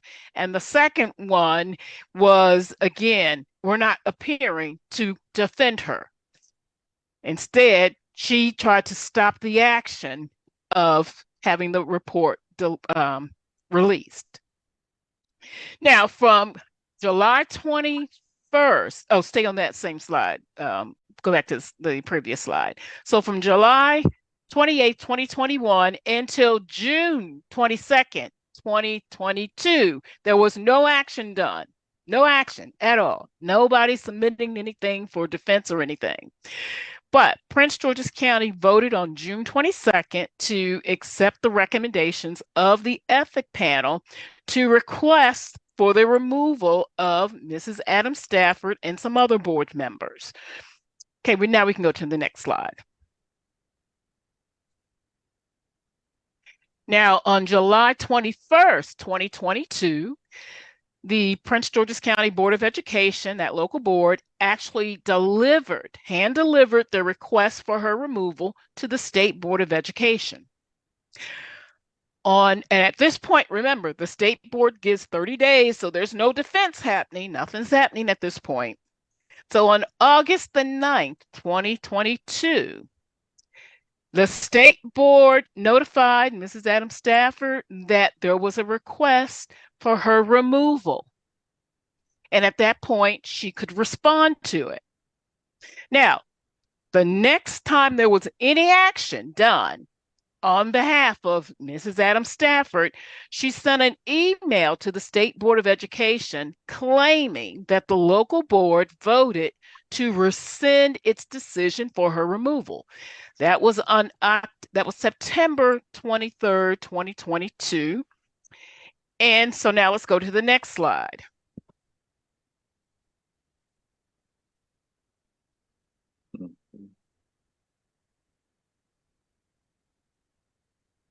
So the next time there was any correspondence was on September 28th, 2022, where Michelle Phillips, remember, she's the one who notified David Murray he was about to default. But anyway, Michelle Phillips advised Mrs. Adams Stafford, hey, I can't just take your word that the board did vote it to rescind their decision to have you removed. I need to have this in writing. And Sherman, can you increase that just a little bit more because it is just a little blurry. So she asked that the local board submit a letter to the state board saying that, okay, that's too big. A little bit more down. Okay, good. Saying that they were going to rescind their decision. So on October 6, 2022, like I said, the state board told her it had to be in writing. So again, nothing's done. Her attorney has not submitted anything in her defense at this time. All you see are emails from Shayla Adams Stafford to the State Board of Education. Now, that was October 6, 2022. Now, during this time also, the state board has done nothing as far as to issue charges. And remember, that was August the 6th, 2022. It's more than 30 days, October the 22nd, 2022, and the state board has done nothing but sit on the local board's request for her removal. January 31st, 2023, remember, the State Board of Education, they're the arbitrators of this dispute. And look what Jackie LaFiandra, the same one that was involved with David Murray, look at what she did. She emails the local board attorney, Bradley Farrar from Shipley Horn, and she asked the question, hey, is the local board going to withdraw its request to remove Ms. Shayla Adams Stafford? Mr. Farrar responds that the local board has not taken any action to withdraw. He told her there's no action. This was January 2023. So remember now, they set on this request of the local board from August, September, October, November, December, January. 6 months. Way past what the law says. Way past what the law requires them to do. And then they turn around asking for information to try to help support the decision they eventually made. Let's go to the next slide. Amen. Now, the attorney, actually, we need to squeeze this. Let's go back to the previous slide because I want them to see who the attorney's name is. So the attorney for Mrs. Adams Stafford, this is Ryan Lewis of the firm Lewis McDaniel. Now, what I'm going to show you next, it's all the paperwork, because remember, the case for her removal was sent to the board July 21st. She was notified August the 6th. Here's the official document from the State Board of Education. So let's look at the next slide. Here is the no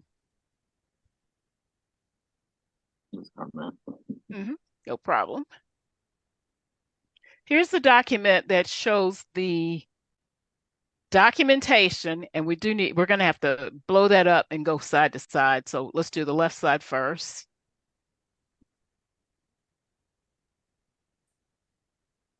Yeah, we need to increase that just a little.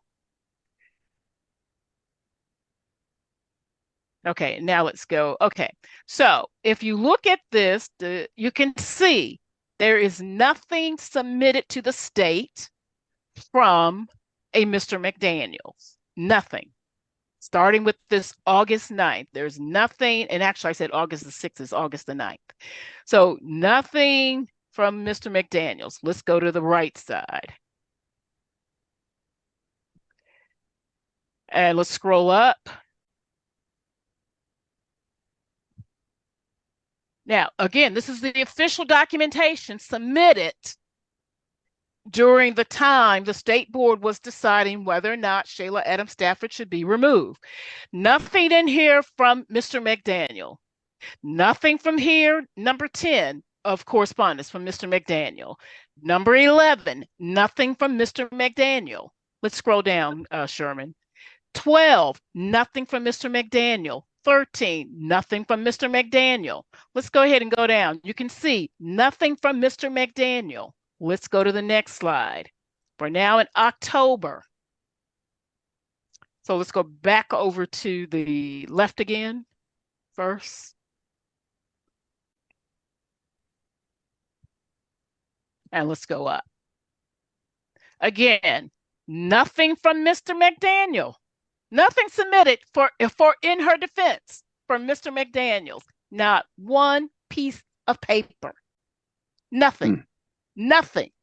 Nothing. Let's go back up to the top. On the right side.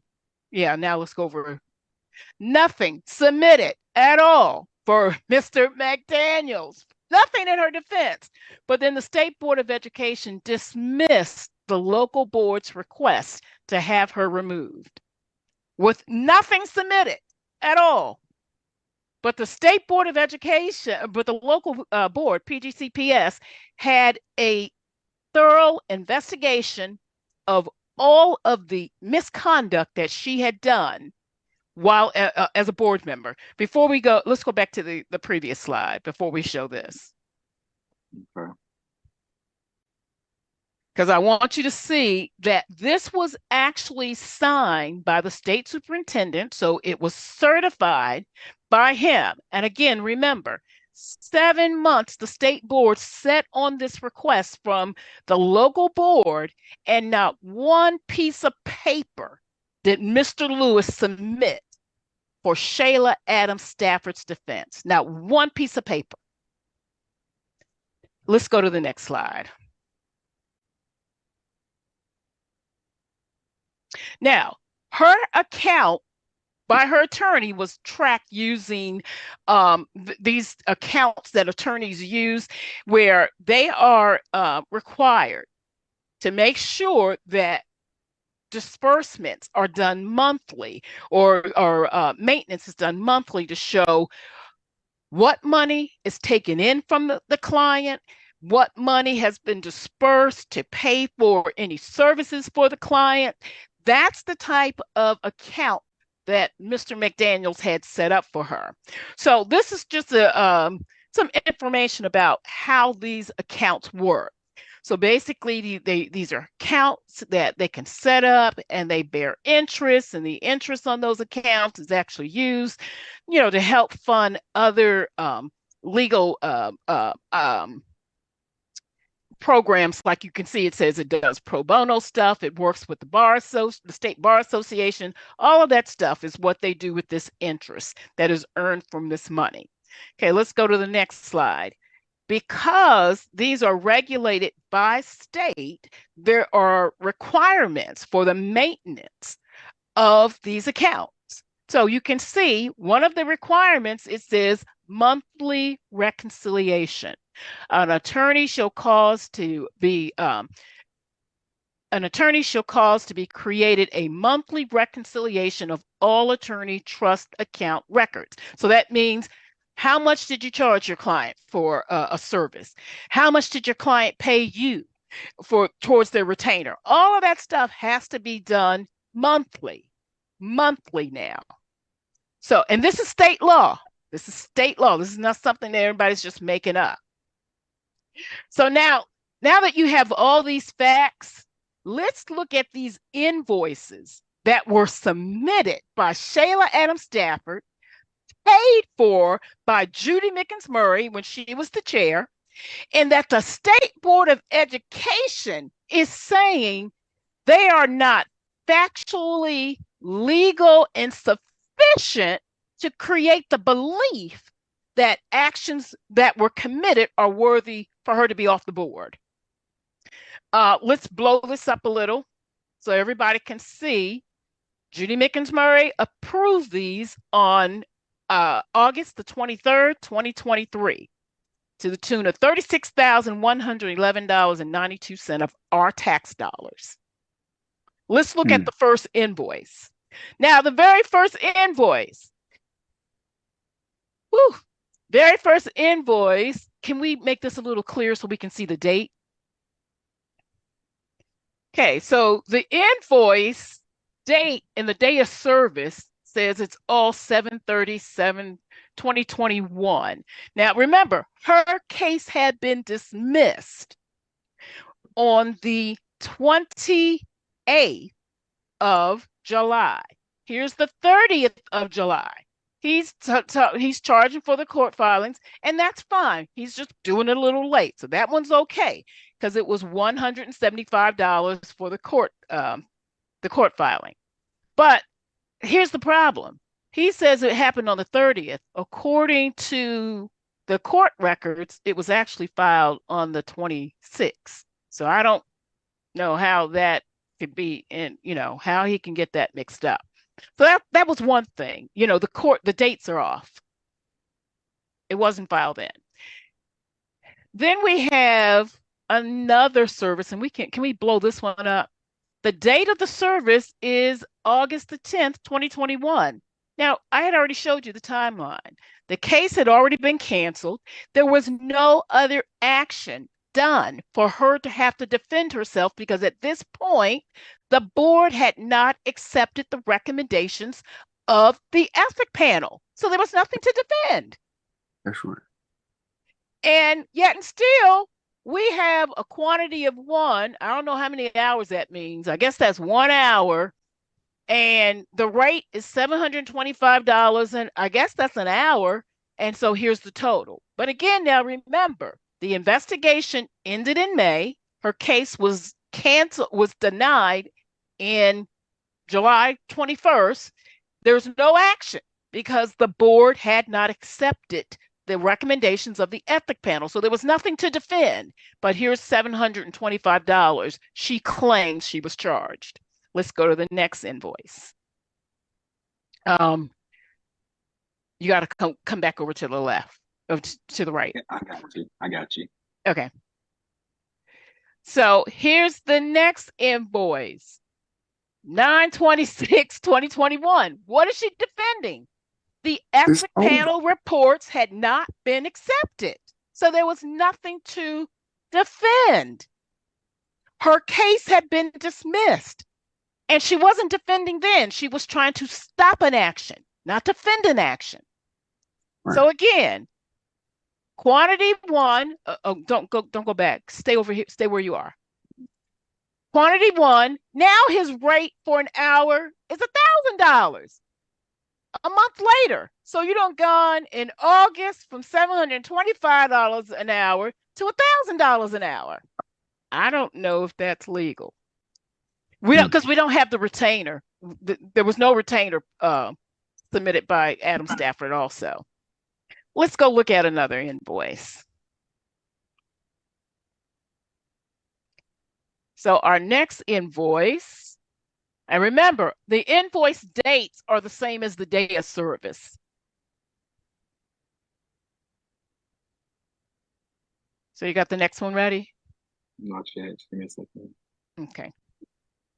You're going to see this attorney charges a different rate for everything he does. For every hour, he charges a different rate.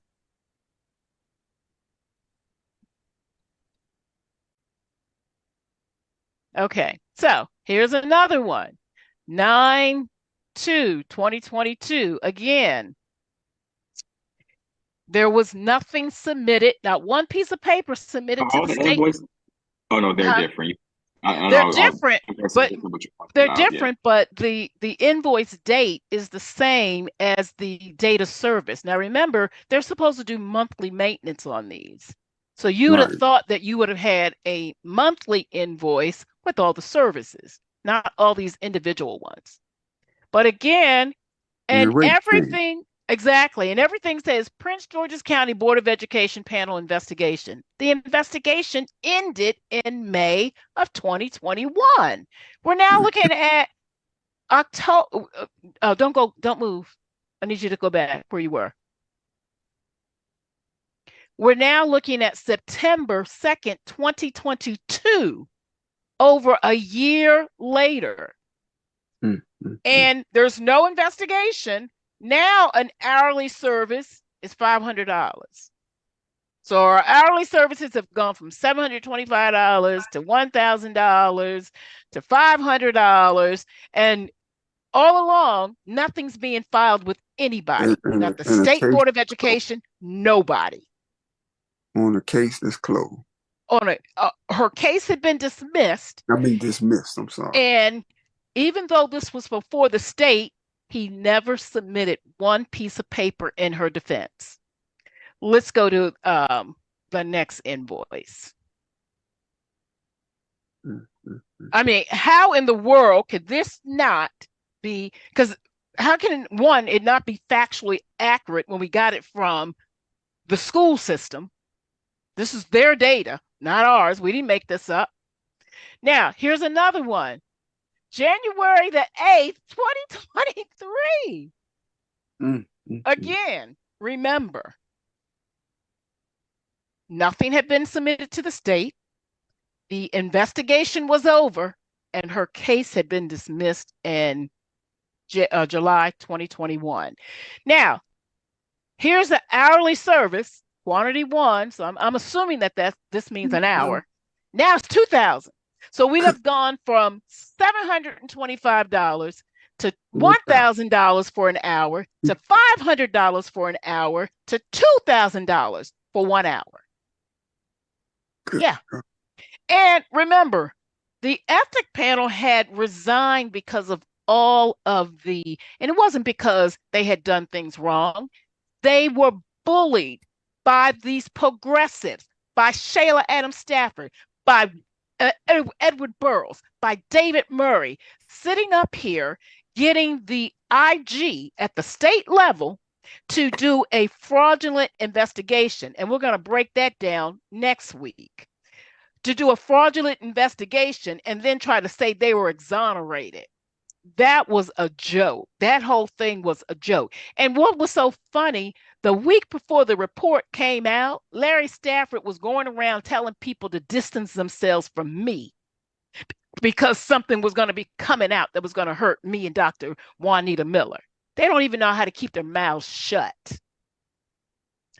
Now, here is another invoice, which is just so funny. Now, you can see he's given all of these payments coming out of that trust account, but you can see how the dates vary, and you're just like, well, okay. So these are payments that were made out of the trust account, but let's go back, let's go down a little further and look at this other invoice, which now means that really does not make sense. So let's look at the next invoice. Because the next invoice, all of a sudden, has all of these services that were performed in June. So if you're doing a monthly maintenance, like the law requires on your trust account, how is it that you paid bills in July of 2021 before you paid them in June 2021? That just doesn't make sense at all. Yeah, I had one attorney, we talked to one attorney about this, and he wanted to know, why hasn't this attorney been up before the bar? Before the bar, that's right. Why hasn't the board members involved been investigated and almost really arrested? And to go even further, LaFiandra is the state board lawyer. I mean, remember, she's supposed to be an impartial party. Now, she can make referrals now. She can make referrals, but she's supposed to be neutral. Right. But at the same time, an appellant is given a amount of days to respond. This, that, which the respondent, yeah. Respondent, which is usually 30 days. This thing spanned a matter of 7 months. 7 months. 7 months.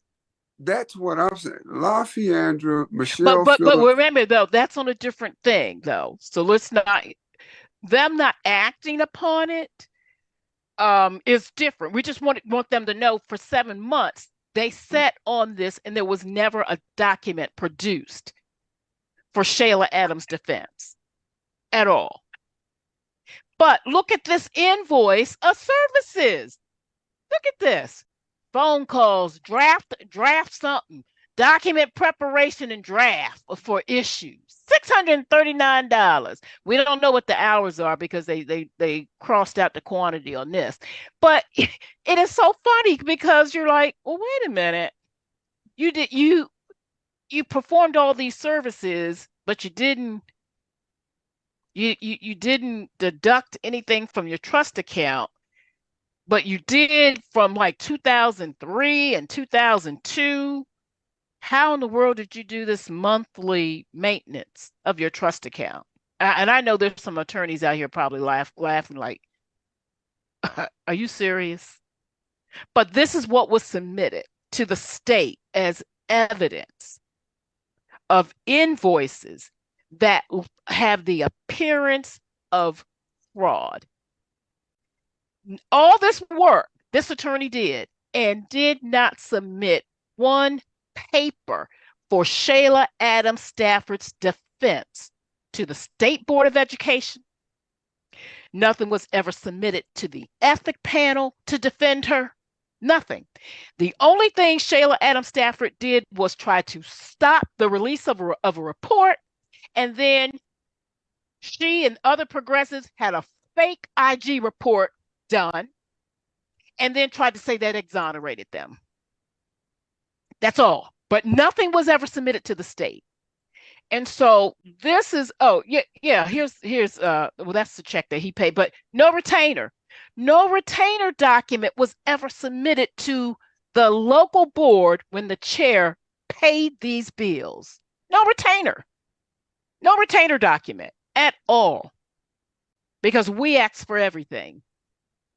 So I don't know who made up those invoices, but it doesn't take much intelligence to see this stuff doesn't add up.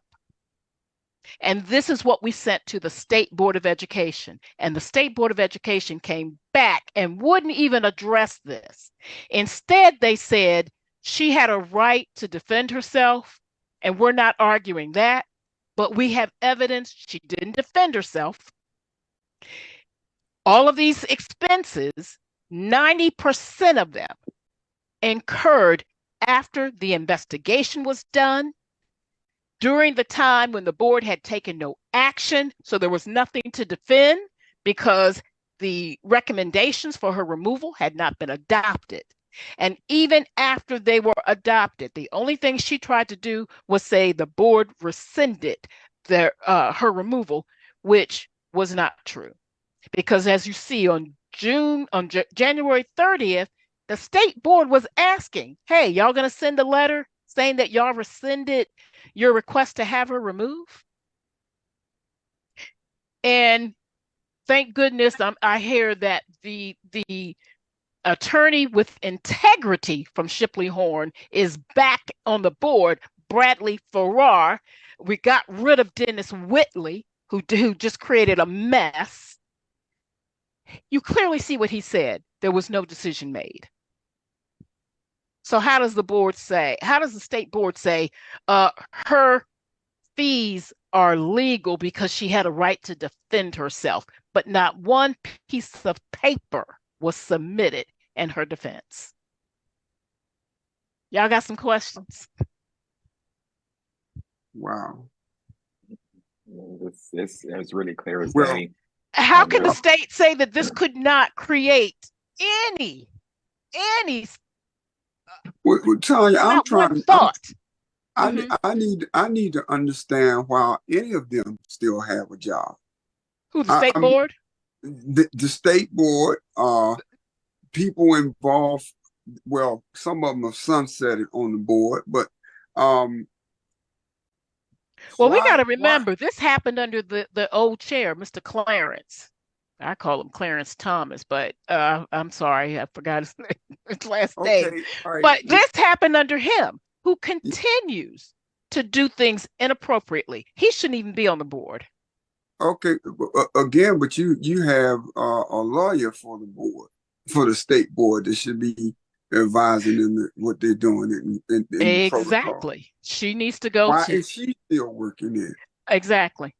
Jackie LaFiandra, yes, I'm saying it. Michelle Phillips, they need to be investigated. They need to be moved because they had, I'm showing you right there.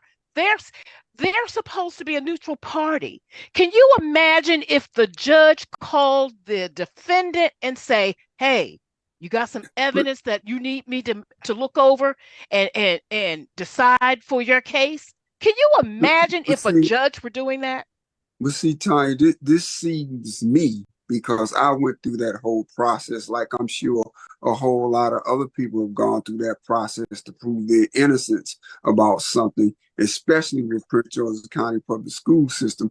And if you don't respond within 30 days, you're dismissed and kicked out. These people went 7 months and there wasn't even a defense launch. But you got to remember, the state board didn't do its part. The state board has the ability to extend the time, but they have to make sure that that is in writing. They just didn't do nothing. Well, okay, let me get to what I'm saying. So, like you were saying, they let it sit for 7 months. There was nothing done by the respondent that was supposed to be done, and then you dismiss the case. So what I'm saying, you have people who have had cases that have worked for the school system, but maybe not in a position as a board member, that have submitted information that could have cleared their name in the proper time limit that they were given, and their case was dismissed. But these people didn't do anything and got their infraction dismissed. Well, you know what? And that's why they need to be investigated. And I would say to anybody who appeal, who's from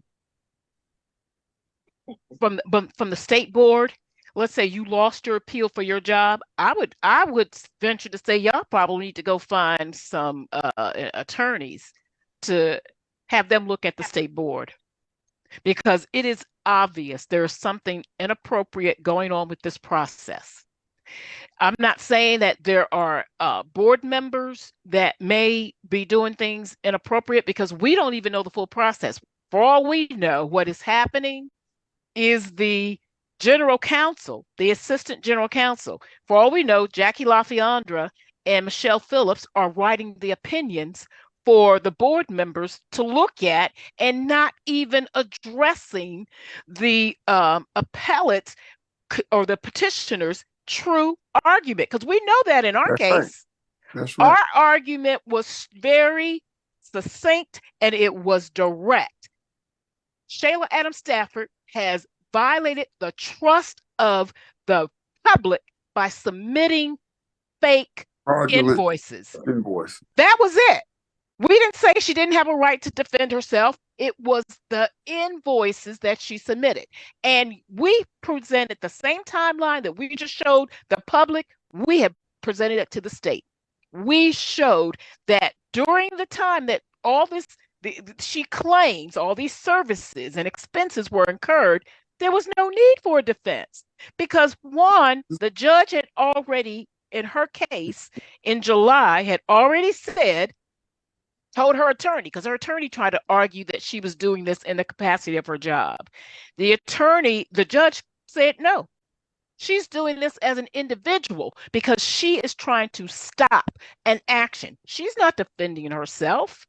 She's trying to stop the release of this report that was investigated upon her, showing that there was some misconduct. So she's not defending herself. She's trying to stop the report. The judge even told her, I'm dismissing this because there's no action taken by the board yet. You got to wait till the board takes action, and then you defend yourself. All of these so-called invoices during the time the board had not accepted the recommendations of the ethic panel. And then even after it did, when she would have had a legitimate reason to defend herself, not one piece of paper was filed on behalf of her in her defense by her attorney. That's not good. Yeah. Well, as you say, this is a developing story. We're going to continue pressing and, for accountability and governance, and that's, our goal. So we have drafted our letters that we're going to be firing off, to the governor's mansion and so many other places. And of course, I love to send a courtesy copy because that's just me. But tonight, I will say, was a very eventful chat. Um, I am going to take advantage of um, last remarks today because, usually I ask anybody to have anything to close out, but I just want to say again to whomever is in charge of this Oof. damn facility, please do something with this at Tall Can I Oaks say because there's can I not a say good something about that? representation. Yeah, I'm gonna give you a second, but just let Okay. me I just rattle this off one more last time. Somebody who is in charge of maintaining these facilities, please go look at this and get it taken care of because that's not a good representation of people going into our schools and seeing this when they walk into the bathroom. Go ahead, Tanya. Yeah, well, can you put that picture back up? Because, especially realtors out there, we know that's black mold. Well, we can't say that. We say discoloration. Oh, is that what they want to say? Well, I'm going to Well, say black that's mold. yeah. This I'm going to say black mold. let's have you tested it. It's discoloration. You know what? This is what our scholars are breathing in. This is disgusting. Mm-hmm. Especially when we have board members stealing $36,111.92 through fake invoices. When we have a former chair that we asked to be held accountable paying it, as well as paying her legal fees. I mean, what, not even 2 years as the chair, and she had legal fees that we don't know why that we had to pay. I think to the tune of like $6,000. That's enough to cut out this drywall. That's enough to buy a new vent and remediate that mold. Mm-hmm. And Um, not the electrical outlet that was in there or the cover for it. Because if we go into our home, FHA will say, no, ma'am, no, we're not. We're not. It's not we're not planning this. assured. We can't guarantee this. Yeah. And look at the So, black spot on the corner there. That lets you know that that is spreading. You see the the up oh on yeah, the I'm zooming in. edge. That's Mhm. spreading. So who knows what is in that wall? Go all the way to the end. Yeah. See how it's spreading? It looks like someone tried to do a little patch job over there too. But yet and still, this is ridiculous. We had, and I'm sorry, Defunded.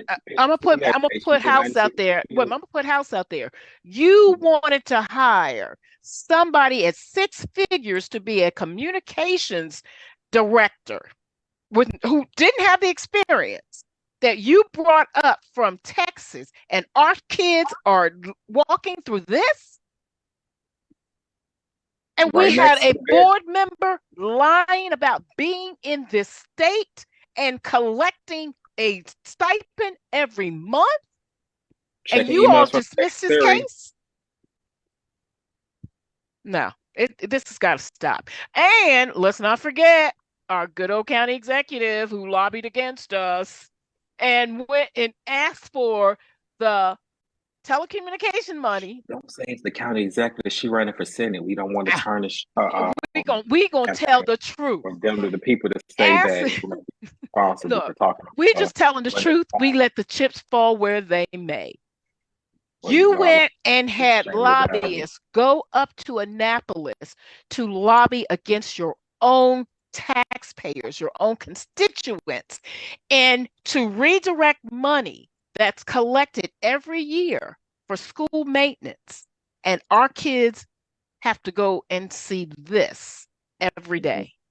Shame. Shame. Because you don't need assistance for special services and you don't need a good facility to learn in. You just need to be present so we can get your tax dollars. Thank you so much. We love you and appreciate you. Well, tonight was a very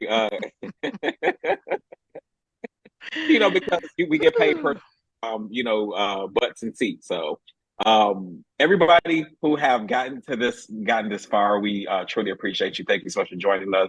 Our goal is to just educate you and to stir you up a little bit, hopefully to rile you up, and you can send off an email or call, or go down to the next function and talk to your elected officials. But we have to make sure that we hold everybody accountable, even ourselves, because we are one other part thing, of this Sherman. process. Yes. We have a new board chair and vice chair. We're going to post this PowerPoint presentation and these invoices on our page. If you want something done, write the chair, write the new chair, write the new vice chair, and don't forget, we got the officer of integrity. Write his office and say, how in the world are you all allowing this to happen with our taxpayer dollars when we are asking parents to buy tissue, buy soap, buy hand sanitizer, buy paper? I had to buy crayons for a classroom today. Yeah, we're doing all this. Teachers aren't getting the pay that they deserve, but we are dismissing things happening in Sasser that's taking away money from school-based funding.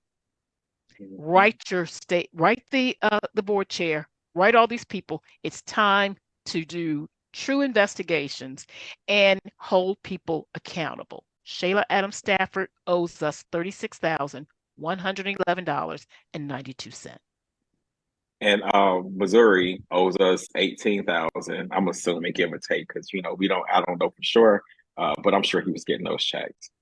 But all right, everybody, with that said, and on behalf of everyone here on CAD, thank you so much for joining us tonight. We hope that we've inspired you to take action and to speak up when you see something that needs accountability. And remember, in all thy getting, get an understanding. Good night and stay informed. Good night. Good night.